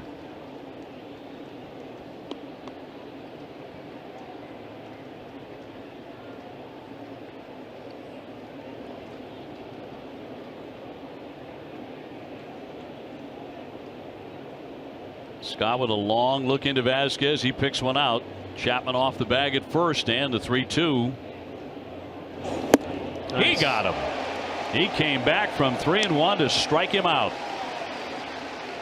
As you can see, Vasquez put that fastball down and threw it right by him. But actually, he put the fastball down and told him to shake off the pitch and come back with it again. So it was a great sequence. Mika Insurance, great service, great coverage, and a great price for auto, home, or life insurance. So Scott gets his man. Barreto continues to have a devil of a time off lefties. Here comes Reed, and we'll be back at Fenway with more in just a moment.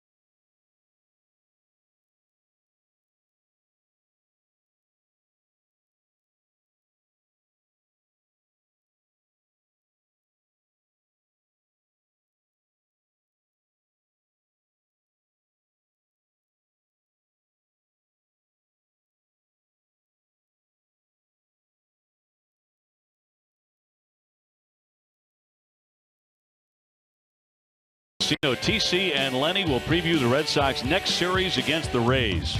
Heck, they were just in here wolfing down the donuts, and now they're going to be back in the studio. I know you guys never get served anything over there.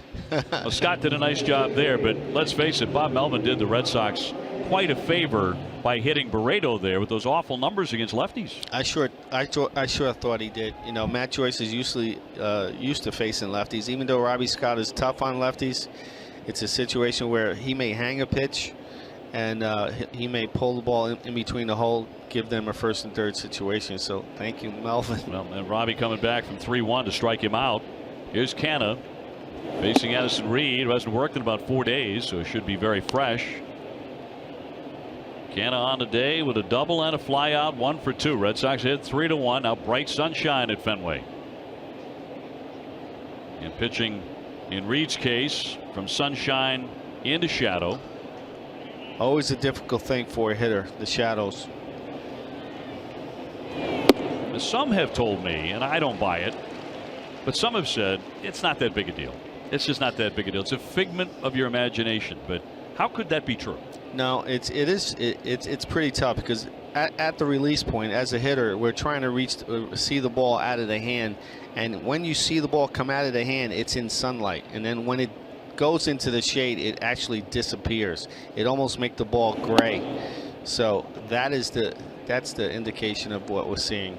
You know, we want that ball to be in sunlight all the time, or we want it to be in the shade all the time. When you have indication both, of what you're seeing or not seeing. Exactly. In that case. Yeah. Runner at first base, Chapman with 1 down.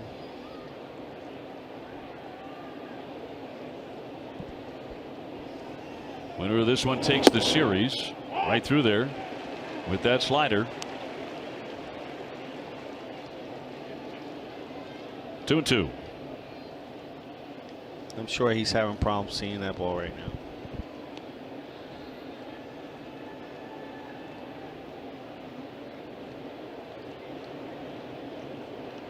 The A's have hurt themselves on the bases today to the Red Sox benefit. Smoke but foul. That got into the seats in a hurry. He threw a 2-2 fastball in that count. I was expecting a slider, which may come right now since he went in. Just a pull pitch. Obviously, thank you for swinging at it. It was a ball. But right here, I see him throwing a slider.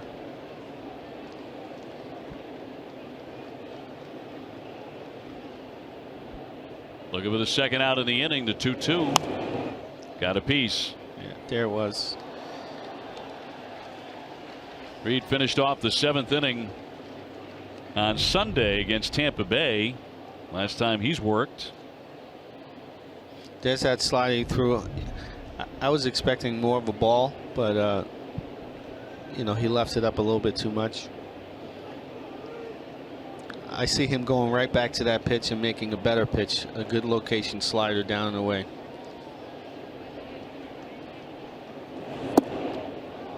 There it was. 3-2. Thought he might have had the corner there, but it was a little low. 8th pitch of the at bat coming up to Canna. He can easily go up with the fastball in here, or he may stay with that slider. I'm not sure. He did stay with it. Line drive, and that's fair down the line. Benintendi giving chase to the corner.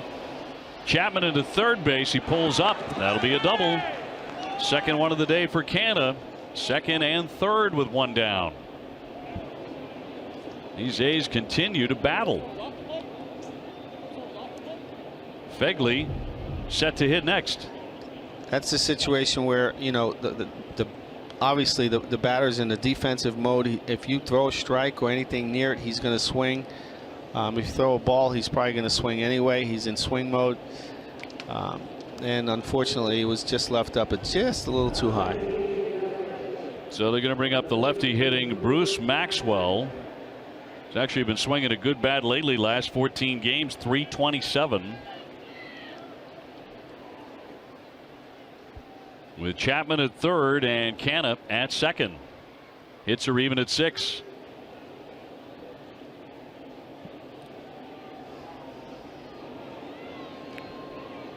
So this one's been a fight. That's strike one at 95.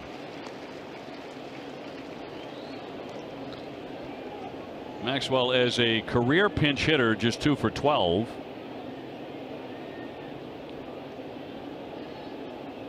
Overall, 243 with 3 home runs. 0-2. Nice back-to-back fastball. You would think 0-1 you'd want to throw that slider, but actually threw it right by him. Right here, I see a back foot slider, or he may just stay up. I'm not sure.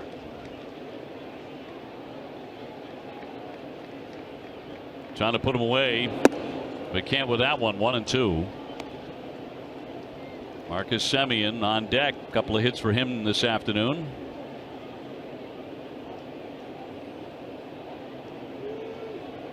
Yankees will be hosting Baltimore later on tonight. Cleveland hosting Kansas City. 1-2. Nice. Down he goes. Strike 3. Here's that slider down and in. 2 down.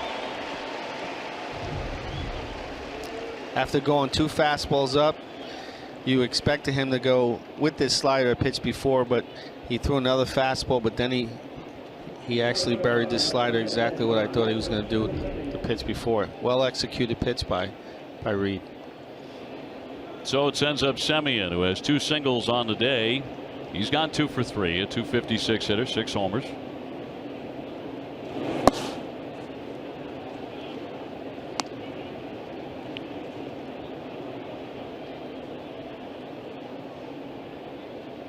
Semien until today had a very quiet series.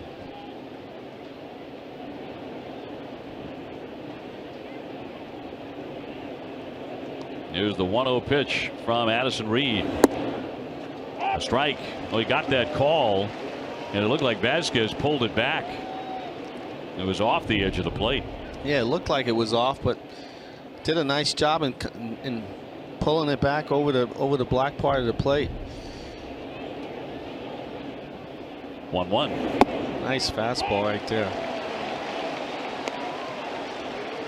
Being 1-2, he's in trouble here. He's gonna get that slider. No question about that one. Well, the crowd is active. Here's the 1-2. All even on Semien. Okay, he decided to waste a pitch right there. Now I'm almost positive he's going back to that slider.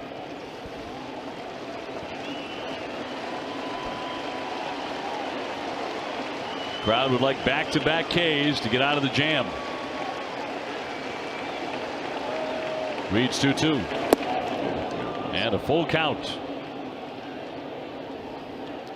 Well, you know, in this situation, you know, after throwing that slider, you know, Reed is confident in his slider.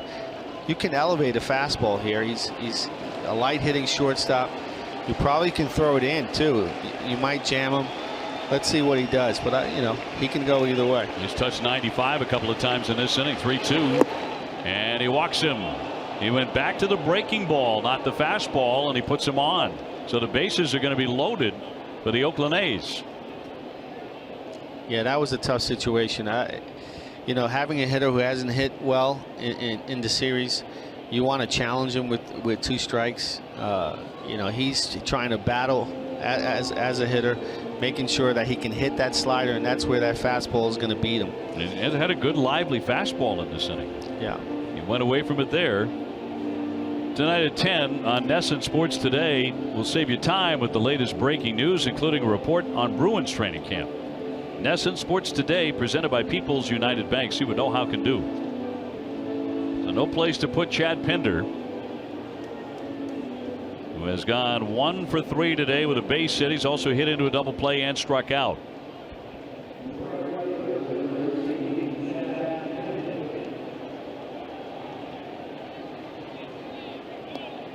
Pinder, a second-year man, made his big league debut for the A's last year.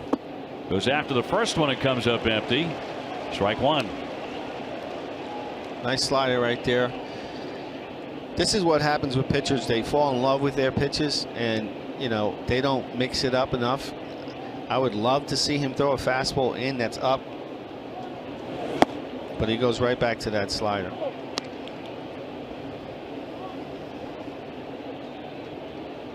Chapman at third, Canha at second, Semien at first.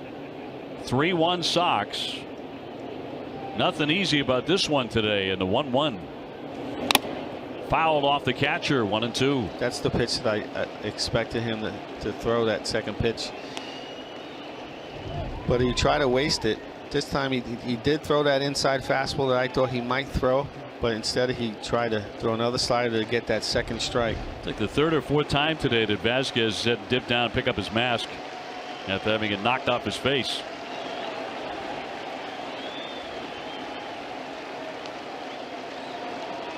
One-two to Pinder.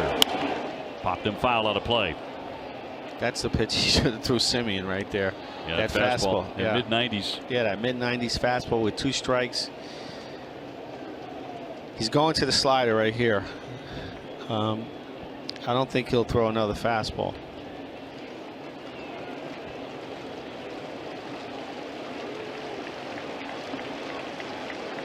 Reed looking for strike 3. Oh, and he gets it. He came back with the fastball. Nice pitch right there. That's it. That's surprising. But glad he did it. 3-1 Red Sox.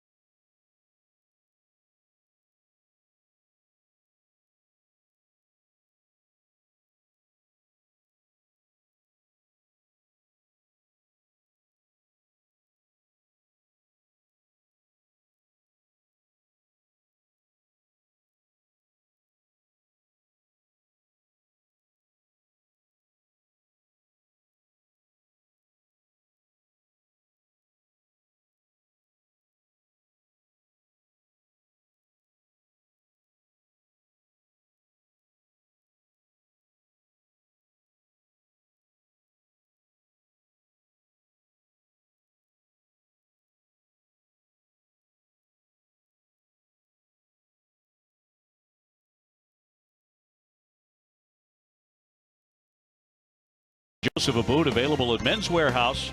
TC and Jim will preview Chris Sale's start against the Rays coming up tomorrow night. John Valentin, Dave O'Brien, and Jemai Webster with you from Fenway. Fans have had the 7th inning stretch. Moments after Addison Reed struck out Chad Pinder to leave the bases loaded. A couple of changes now. Powell is the new center fielder. Canha moves from center over to left. And Maxwell stays in the game to catch Sam Moll. The left-hander is called up September 1 from the minor leagues. He was acquired from Colorado back in August. Originally selected by the Rockies in the 3rd round of the 2013 draft. And he's been in the minor leagues ever since. Squaring off against Devers, who has struck out and flied out 0 for 2.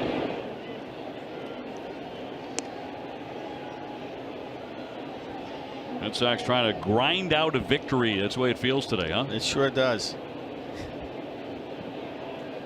Getting into mid-September.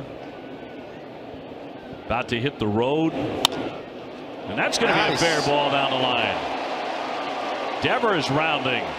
He's into second base with a double. And an excellent start for the Sox here in the 7th inning, looking to add on. Devers with his 9th double goes to the opposite field.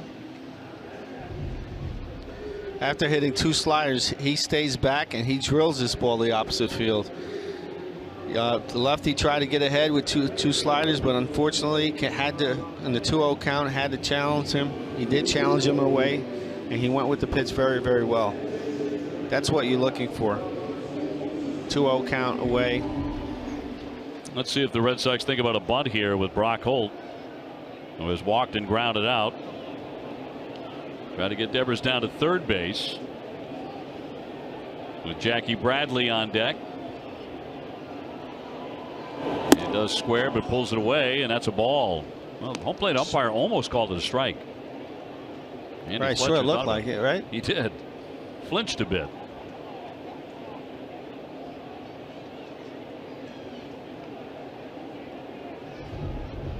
Here's that pitch on the black on the inside corner. It looked like he wanted to call it, but it was a ball. He might have been right the first time, actually. Turns the bunt and kind of pops it up, gets it down, play to first base, and yes. into the runner. That'll carry him off to the tarp.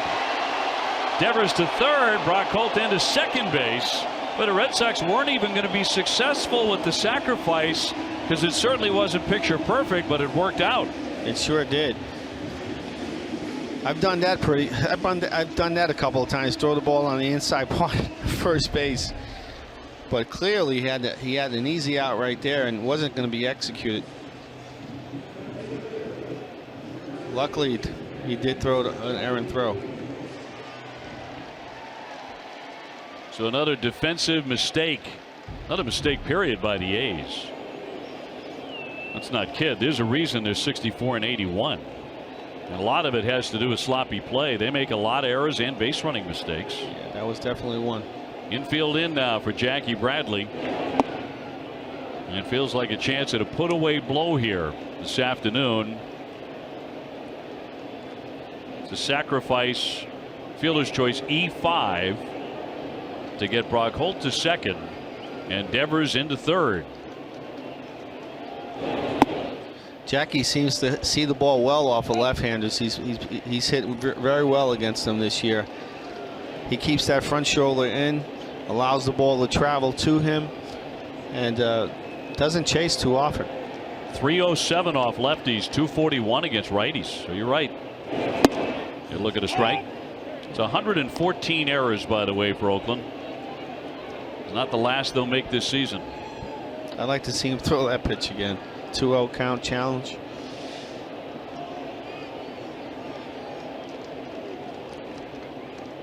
Nobody out.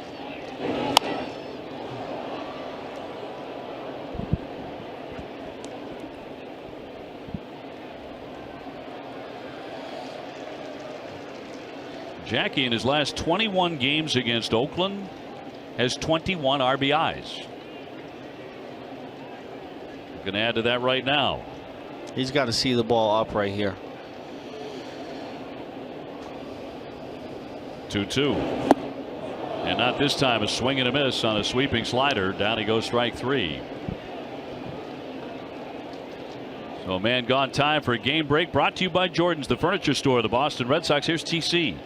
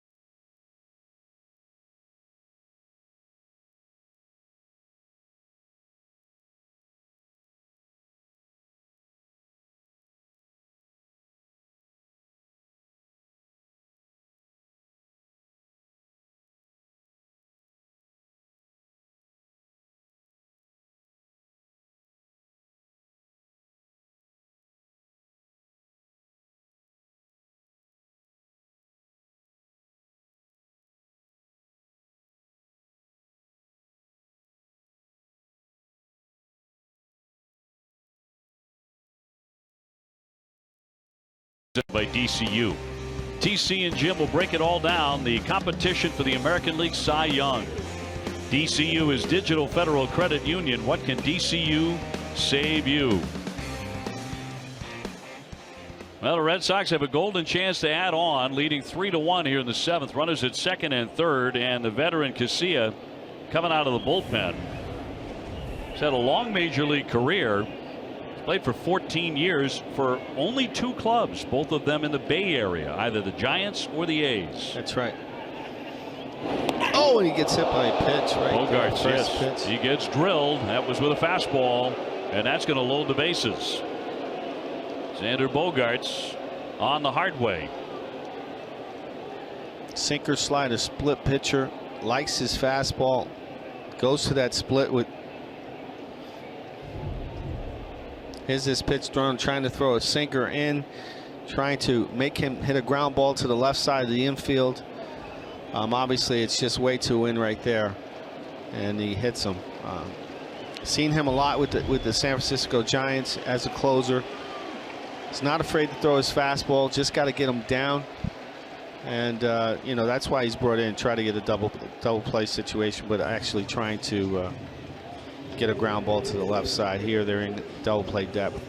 Not afraid to throw that fastball in either, apparently. No, not at all. So that'll load him up for Dustin Pedroia with 1 down. Red Sox still the only team in the majors who have not hit a grand slam. Good call. Good time for it. Pedroia with a double last time up. He's 1 for 3, and he scored a run.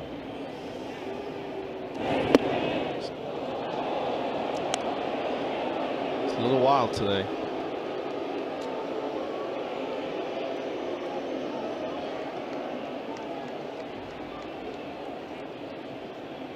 Devers, Holt, and Bogaerts filling them up. The 1-0 to Pedroia. That is ball 2. Probably hasn't pitched in a couple of days. Pretty strong. He's not allowed a run in 14 of his last 17 appearances, but he does have 7 blown saves. Tied for second most in the American League. The 2-0 and a strike. He last pitched on Saturday.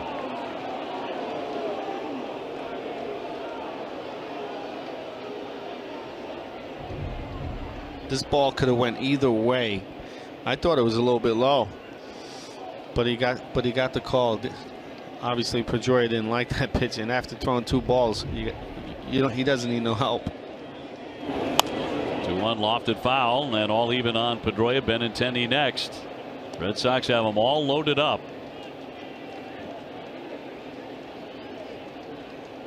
Trying to win the series from these A's before a big road trip.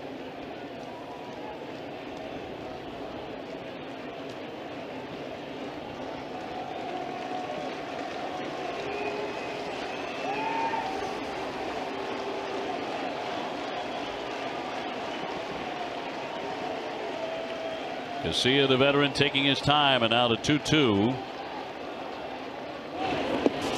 Stopped by Maxwell. 3-2.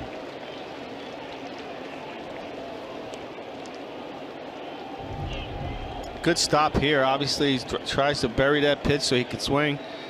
It was just a ball right out of the hand for a hitter like Pedroia. Pedroia hitting .357 since the 26th of June.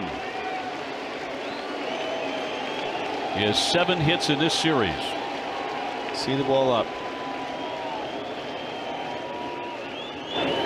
Yes. High fly right center field. On the move, it's Powell. He's going to get there in the alley to make the catch. Tagging up Devers. He will score easily. Red Sox make it 4-1. Nice job by Pedroia right there. His 58th RBI. So Devers, who had started the inning with a double, comes on in to score. With 2 strikes, he sees the ball up. He obviously threw that breaking ball before that was down. Has to challenge him here. He does a good job in hitting that fly ball and driving in that run. Big run right there. Brock Holt took off for third and made it. So 2 down there on the corners for Benintendi, who's had a good day. 2 doubles. Already with 1 RBI. 81 for the year for the rookie. Bogart's running. Maxwell a fake toss, and Xander has the base stolen. Nice.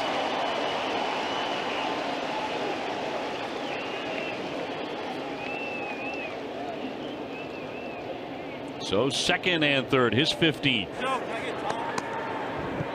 Xander wanting time here. And gets it from Joe West, who has been around forever. It's been around a long time. It's great to see Bogey take that base in that situation, first and third. You know, you don't. The catcher really doesn't want to make a throw, and especially an errant throw to let another run come in. And a 1-0 to Benintendi. This is a spot that he has really excelled in, actually. Benintendi, with 2 out, runners in scoring position. He's almost a 400 hitter, hitting .396 from a rookie, right?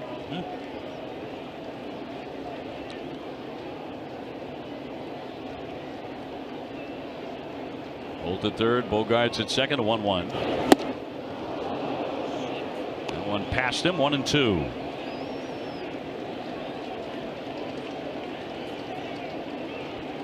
Sox have added on.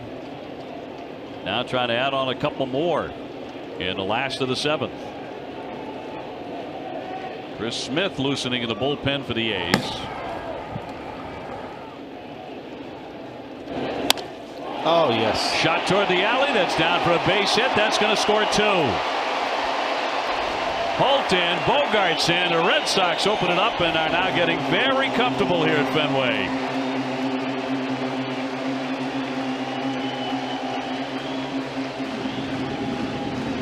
Benintendi has a 3 RBI day. Here's that pitch, hits a slider, breaking ball. He leaves it up. 2 strikes after throwing a fastball right by him, and then another hanging slider that was up. He makes a mistake here. Benintendi obviously puts him and makes him pay. And the Sox on top here, 6-1. A 3-run 7. They scored 2 in the 6th, the run in the 5th. So all the scoring coming in the last 3 innings. And Mookie Betts to climb in. He's gone 0 for 3. It started with the Devers double, and then Brock Holt just tried to sacrifice him over, and the A's botched the play. Popped to center. Semien out, Powell in. Powell has it to retire the side, but the Red Sox put a crooked number up there and now lead it 6-1 at the end of 7.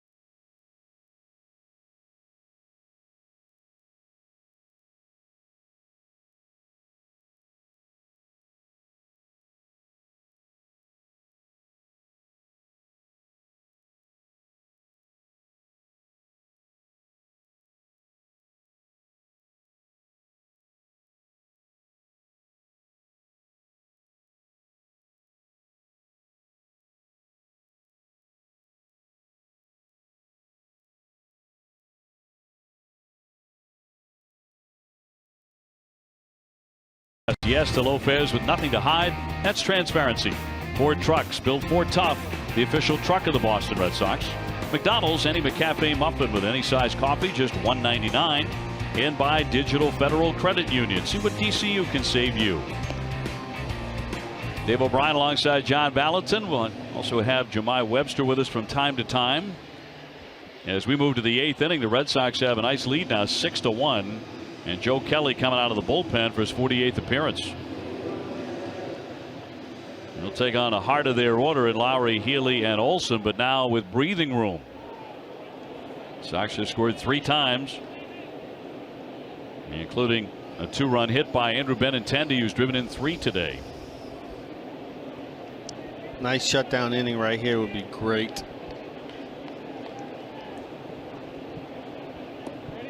Lowry today with a couple of walks, and he has struck out. So by the standard he set the first couple of days of the series, he's been pretty quiet. Red Sox have done a good job on a lot of other Oakland hitters. He's been a pest. Good first pitch strike right there by Kelly, getting ahead with that slider.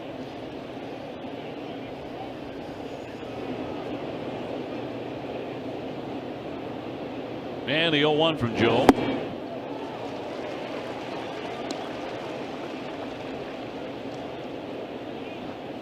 Brandon Workman has made an appearance today. Robbie Scott too, and Addison Reed. So Kelly becomes the 4th reliever. Drew Pomeranz got the start. He's in line for the win, which would put Drew at 16-5. And what has turned into a career year for the left-hander so far.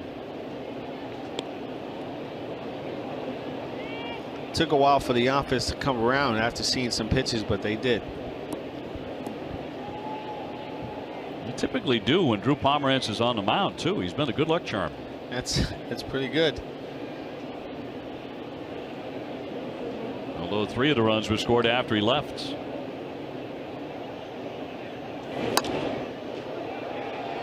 Fly down the left field line, but that'll go foul.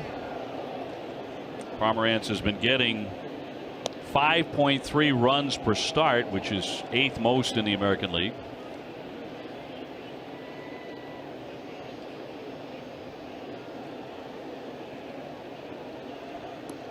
Now you hand it off to the knockdown bullpen that we have. Lowry 0 for 4 lifetime against Kelly.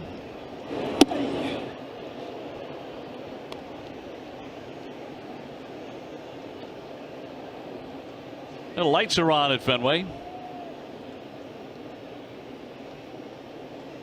We've had a little bit of sunshine today, not a whole lot. It's been a very humid afternoon. Red Sox enjoying it on top 6-1 here in the 8th inning. 2-2 fouled away by Lowry. Be baseball indoors tomorrow night right here on NESN at Tropicana Field. Chris Sale against Matt Andriese. Rick Porcello goes on Saturday against the very tough Alex Cobb. And on Sunday, Eduardo Rodriguez against Jake Odorizzi. That'll be an afternoon game. Then the Red Sox will head for Baltimore. And a 3-game showdown with the Birds, who are facing the Yankees tonight. 2-2. Nice. Fouled into the mitt. He got him. Lowry down swinging. For the second time today, he strikes out. This is a great 2-2 pitch. Elevated fastball. Joe Kelly has. In my playing days, I don't know if I saw many pitches in the 99 mile per hour range. Who's the hardest thrower you faced? Back in the day, it was Randy Johnson, Bartolo Colon. They were the mid 96s. The guys throwing 98, 99, 100. It's quite impressive. So many guys now. There's so many power arms out there. Kelly, one of the hardest throwers, of course, in baseball, regularly up there around 99, 100, 101. Kimbrel touches 100 pretty consistently. Yes. And when he releases that ball, how it elevates, it seems like it elevates. You know who else can really bring it out of the Red Sox bullpen, we're finding out, is Austin Maddox. You know, he's up there at 98 pretty consistently. Saw him the other day, and actually is a strike thrower too. I mean, very impressive. Yeah, very much. Ryan Healy 1 for 3 today with a base hit. One of only 6 hits for Oakland. That one tagged to left center field deep, rising up near the 379 mark. And that ball's gone. Healy will touch them all, his 25th home run of the season. He's a strong kid, and that'll make it a 6-2 game.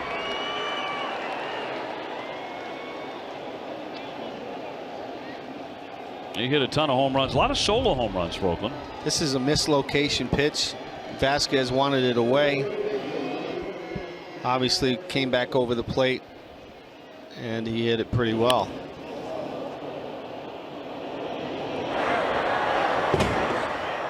Right up near the flagpole. You don't see many go there at Fenway, so another run in to make it 6-2. And a home run guy in Olson, who has gone 0 for 3.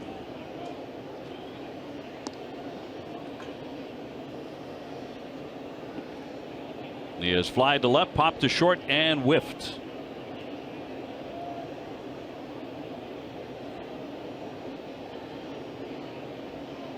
So Kelly allowing the solo shot. Olson has hit 18 home runs, including one last night, which landed in the A's bullpen.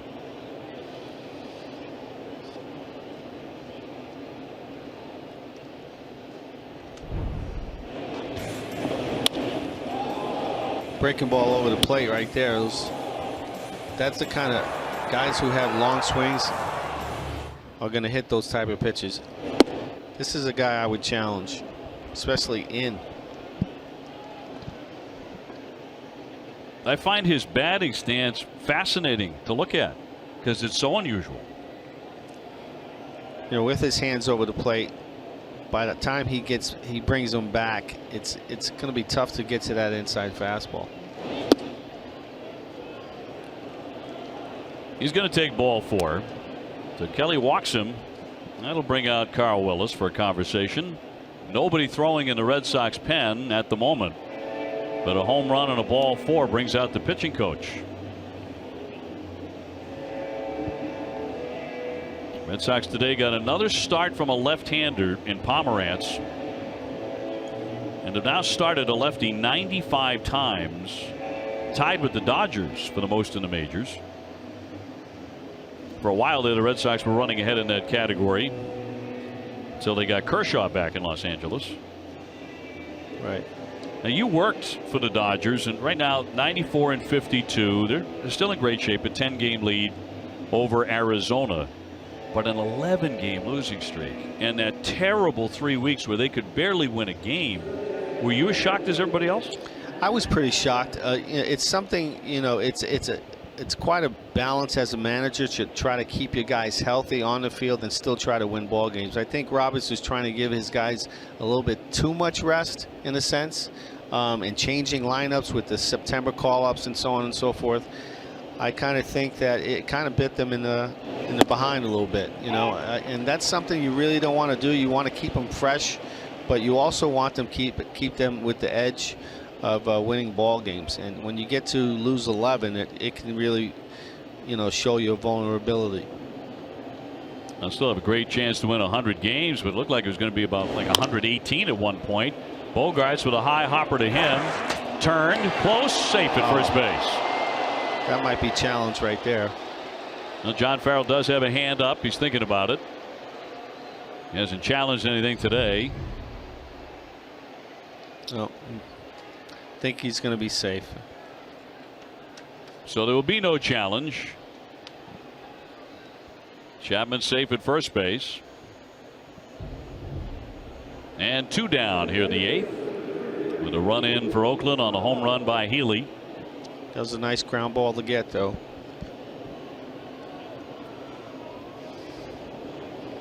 Here's Boog Powell, 279 with 3 home runs. They moved him into center field here late this afternoon. He looks at a strike. That's what you got to do. You got to attack the strike zone in the 6-2 lead. Okay, they hit a home run. You still got to attack the hitters.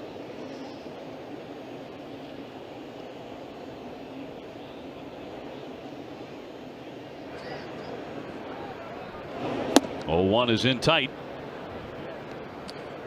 You know, OB, last night we were talking about how Boog Powell got the nickname Boog Powell. It was obviously after the 1970 AL MVP Boog Powell, but his dad and his grandfather are both named Herschel Mac Powell.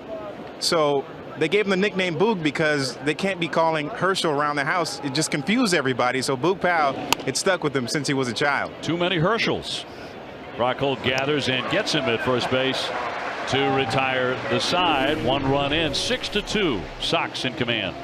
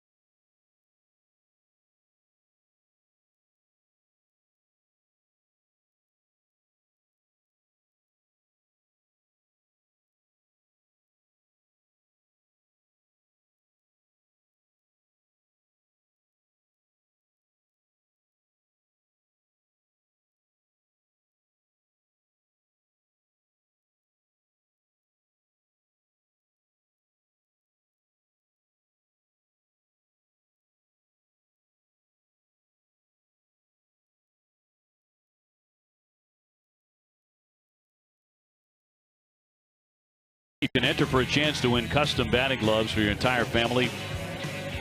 Just visit franklinsports.com/Nesson to enter. Franklin Sports, proud to be the official batting glove of Major League Baseball.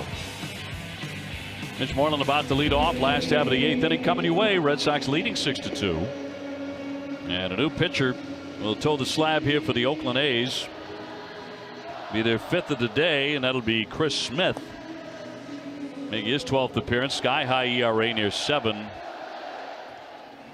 And he's allowed 55 hits in 51 2/3 innings. So Red Sox looking to get some more hacks in today. They have just 8 hits, but have held Oakland to 7. Sox tied it in the 5th inning, 1-1 on a Vasquez solo home run, a no-doubter. Added 2 more in the 6th, and then opened it up with 3 runs in the 7th. The A's just got 1 back on a home run by Healy. Moreland today with a double. He's gone 1 for 3. That drove in a run in the 6th inning when the Red Sox doubled 3 times.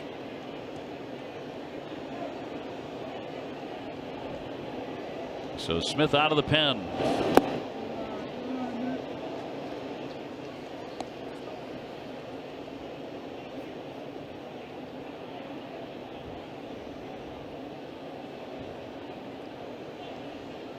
I really thought one of the key moments of the game was when Bob Melvin decided to stick with Franklin Barreto. Nice play by Smith. Underhand toss and plenty of time for the out. In the 7th inning, when it looked like the A's were rallying, he had a couple of men on, and he decided to stick with him. Barreto has terrible numbers against lefties. He was 1 for 14 with 10 strikeouts. When John Farrell brought in Robbie Scott instead of sticking with Joyce, he brought in a pinch hitter and he got him. Yeah, I was pretty surprised that he didn't let him face it. You know, veteran against veteran situation where he's seen lefties before. You bring in a rookie in that situation. I wouldn't have done it. Red Sox said thank you. I've said that a couple of times today because frankly it's been a very sloppy game in more ways than just that by the Oakland A's. You hate to pile on. They're in rough shape. If they lose today, they're going to be 64 and 82, but the reasons are evident. Yeah, base running mistakes as well as giving a team like the Red Sox another out by throwing the ball away to first base on that bunt situation by Brock Holt. Right. Kimbrel getting ready. Austin Maddox throwing as well. In the bottom of the 8th inning, Red Sox ahead 6-2. Putting some pressure on the Yankees, who will play tonight against the Orioles in the Bronx. And of course, all eyes will be on the Cleveland Indians, who will be hosting the Kansas City Royals tonight, bidding for their 22nd consecutive win. Making history, right? They've done that by setting the new American League record, overtaking this Oakland A's club. 2-2. I sure hope they peak so early, right? They're too early. That's what you want to see. Let them get their wins now. They're getting them. Get a lot of other people's wins too. Oh yeah, they're getting them. Yeah, we'll see what effect that has. Indians came so close to winning it all last year. Remember, they had that 3-1 lead in the World Series.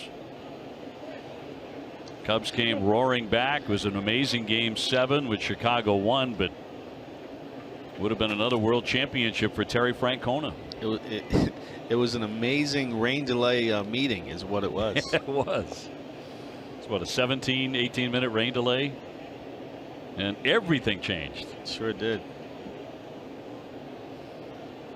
But in Cleveland, they're going to remember, for a while anyway, Rajai Davis's home run in Game 7. And when we were there, the Sox were in Cleveland recently, and he had just been acquired to the Red Sox, and the fans gave him a wonderful round of applause, standing ovation.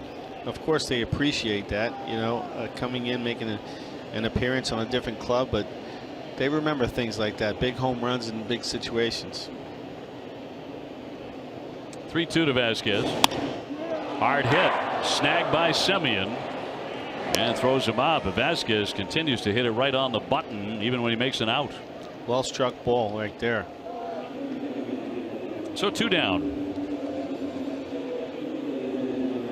That'll send up Rafael Devers. He's 1 for 3 with the double that began that 7th inning rally and saw the Red Sox score 3 times. He scored the first run in the 7th.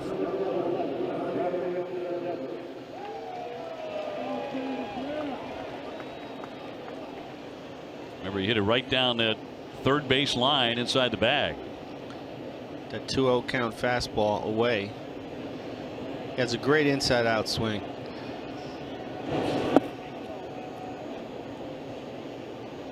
You wonder, how a player at 20 years old can look like a veteran out there. He's played on both sides of the ball.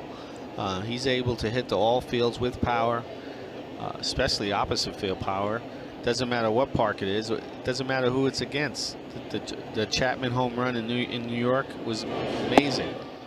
For him to have a year like this and still make some plays on the outside, on the defensive side, and show his arm, shows a lot of composure. Great to see. The home run off Chapman was 103 miles an hour. Amazing. In the clutch too. In the clutch, yeah. I believe it was 105 on the way out. Brock Holt on deck. Sox in front 6-2 in the 8th.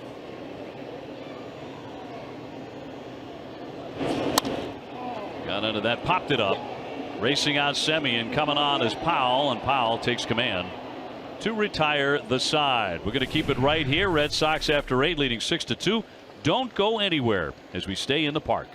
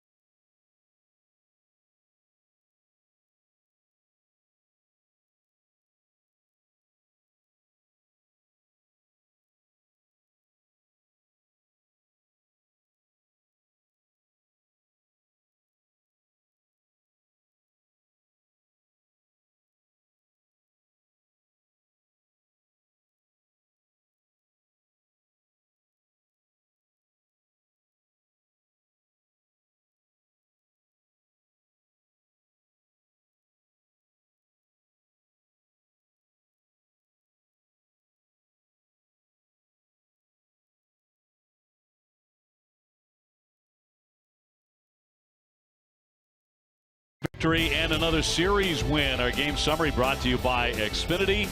6-2 Red Sox. Pomeranz can win it. 6 innings again, 5 strikeouts, gave up just 1 earned run. Vasquez hit an absolute bomb out of here. Benintendi's had a big day, 3 for 4, 2 doubles, and 3 RBIs for Andrew Benintendi. So the Sox will dip into the bullpen again. It'll be Craig Kimbrel, non-save situation, but he hasn't worked since the 10th. And a 150 earned run average. You'll get Mark Canha to begin the 9th inning. Red Sox ahead by 4. Ripped down the line. That one hits stiff. And Karam's up against the monster. He's going to take a wide turn and head on back. Great play by Benintendi. Plays that wall pretty good. Canha with his 3rd hit today. That ball hit really hard against the wall. Gets 1 bounce. Turns and fires. Striked. Very nicely done. Canha gave it a moment's thought, then hustled back to first when he saw Benintendi get to it fast. So that'll bring up Bruce Maxwell. 0 for 1 with a strikeout so far today. Came on to relieve Fegley, the starting catcher.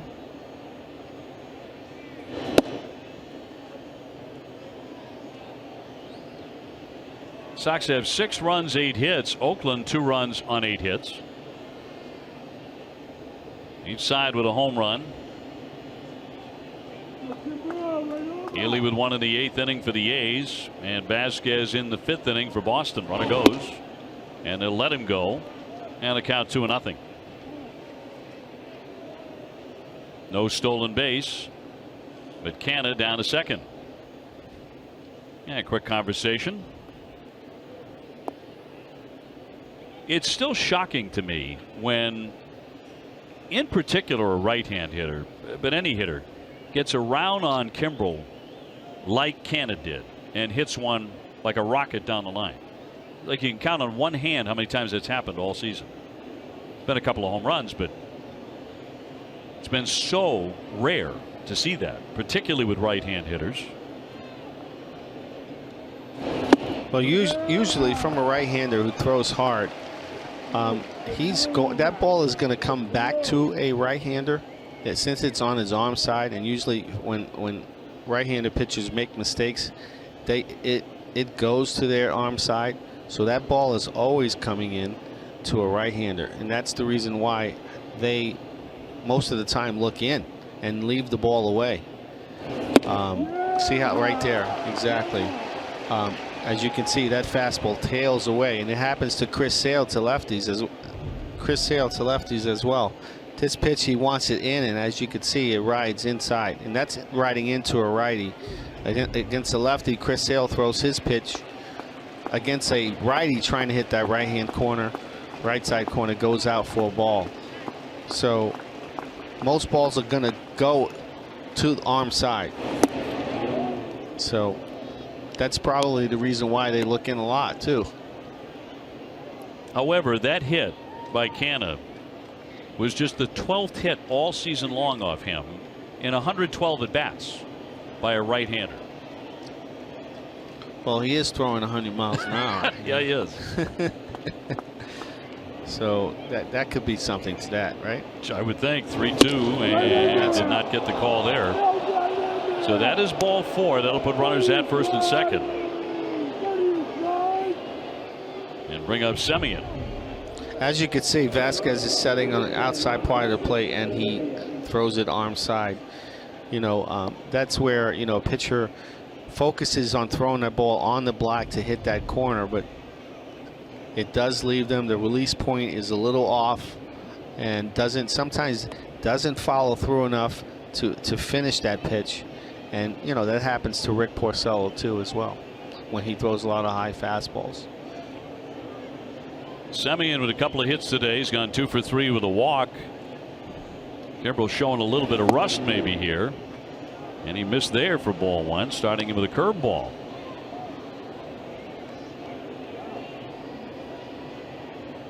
He's not pitched since Sunday against Tampa Bay, although in that one he did strike out the side.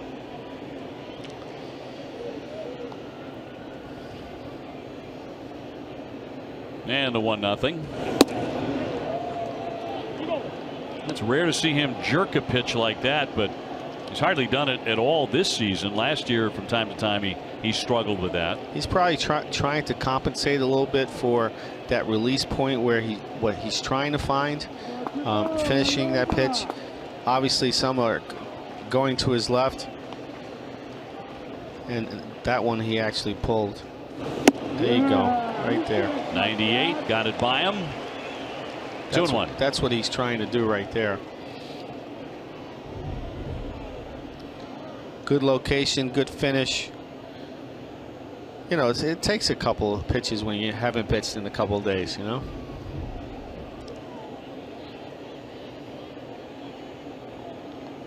Two 2-1. High fly foul out of play, so he's even up to count on Semien. He's back on track right now. He may get an elevated fastball right here, or he may go to that breaking ball down in the dirt. Either way, he can whatever pitch he chooses, I think it's a good pitch. Just got to make sure it's not low and middle. Win and the Red Sox would take a record of 83-63 on the road to St. Petersburg. And Tropicana Field tomorrow night with Chris Sale going. Nobody out. 2 on. Ball 3. Try to dot that corner again. Just a little bit low right there. He's probably going to go the same. He's going to go right there again. Into a strike. If he walks him, Pinder will come up, representing the tying run.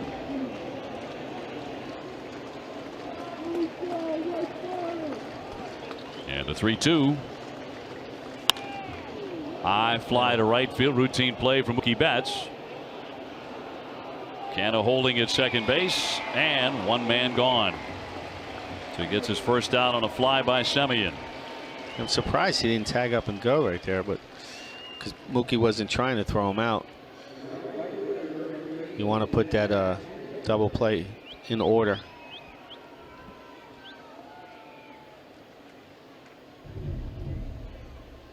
Fly ball fairly, hit to Mookie. He's just trying to get the ball into second base to keep the double play in order. He doesn't tag up, so that's interesting. I'll bring up Chad Pinder now. He's gone 1 for 4 today. Did hit into a double play in the 6th inning. Sox would gratefully take that again and head out of Fenway with another series win, which would be 3 in a row on his homestand. And he'll take a strike. Nice first pitch breaking ball right there. Now he can do whatever he wants. He can go fastball away. He can elevate his fastball, go back to that breaking ball. Well, no one's kidding anybody these days. You know the Yankees are watching this one. Pounded in at 98. They know the score of this one. A couple of times recently, the Yankees have won in the daytime. The Sox have had to win at night to maintain the lead. Now it's a little vice versa, right? Yeah.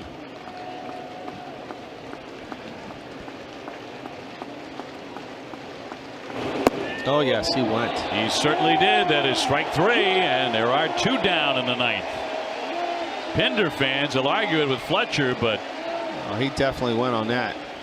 Looked from here like he committed. Great breaking ball. 0-2 count. Buried. You could see the head go across the plate. Tough pitch to swing at. Tough pitch to hold your bat. There it is. Not much debate. Here's Jed Lowry now. Been on base twice today. A couple of walks and a couple of strikeouts. First and second. 2 away in the 9th.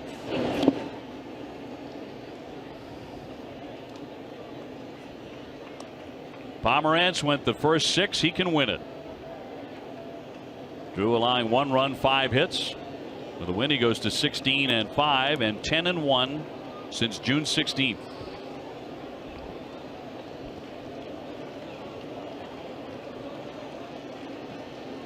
And the Red Sox will see Oakland again next season.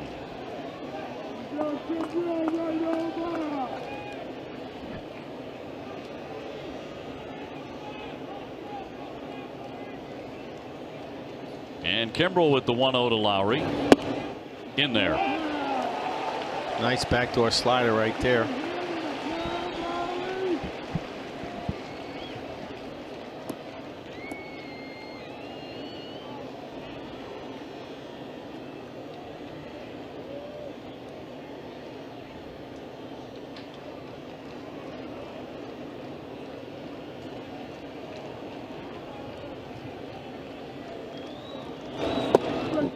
We're going heavy with that curveball, and another strike to make it 1-2. Another tough pitch to hit right there. Backdoor coming 1-1 count. You'd think he'd elevate a fastball there. He went right back to it. Here's that elevated fastball right here. Middle. Up. 1-2 to Lowry. He did at 99. A little too high.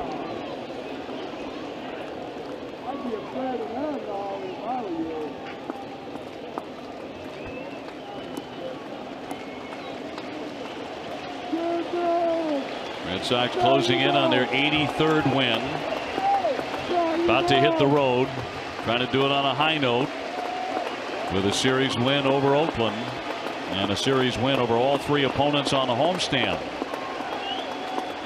2-2. Another full count. That's that release point right there. Not finishing in a sense, you know. Thinking that he's getting out in front. But it needs a little more. Here's that pitch. A little bit rusty here this afternoon. Crowd would like it to end right here on a strikeout of Jed Lowry. Runners will be off to the races on the 3-2. That's that pitch right there. Middle up. Tough to hit. I'd come right back with that pitch.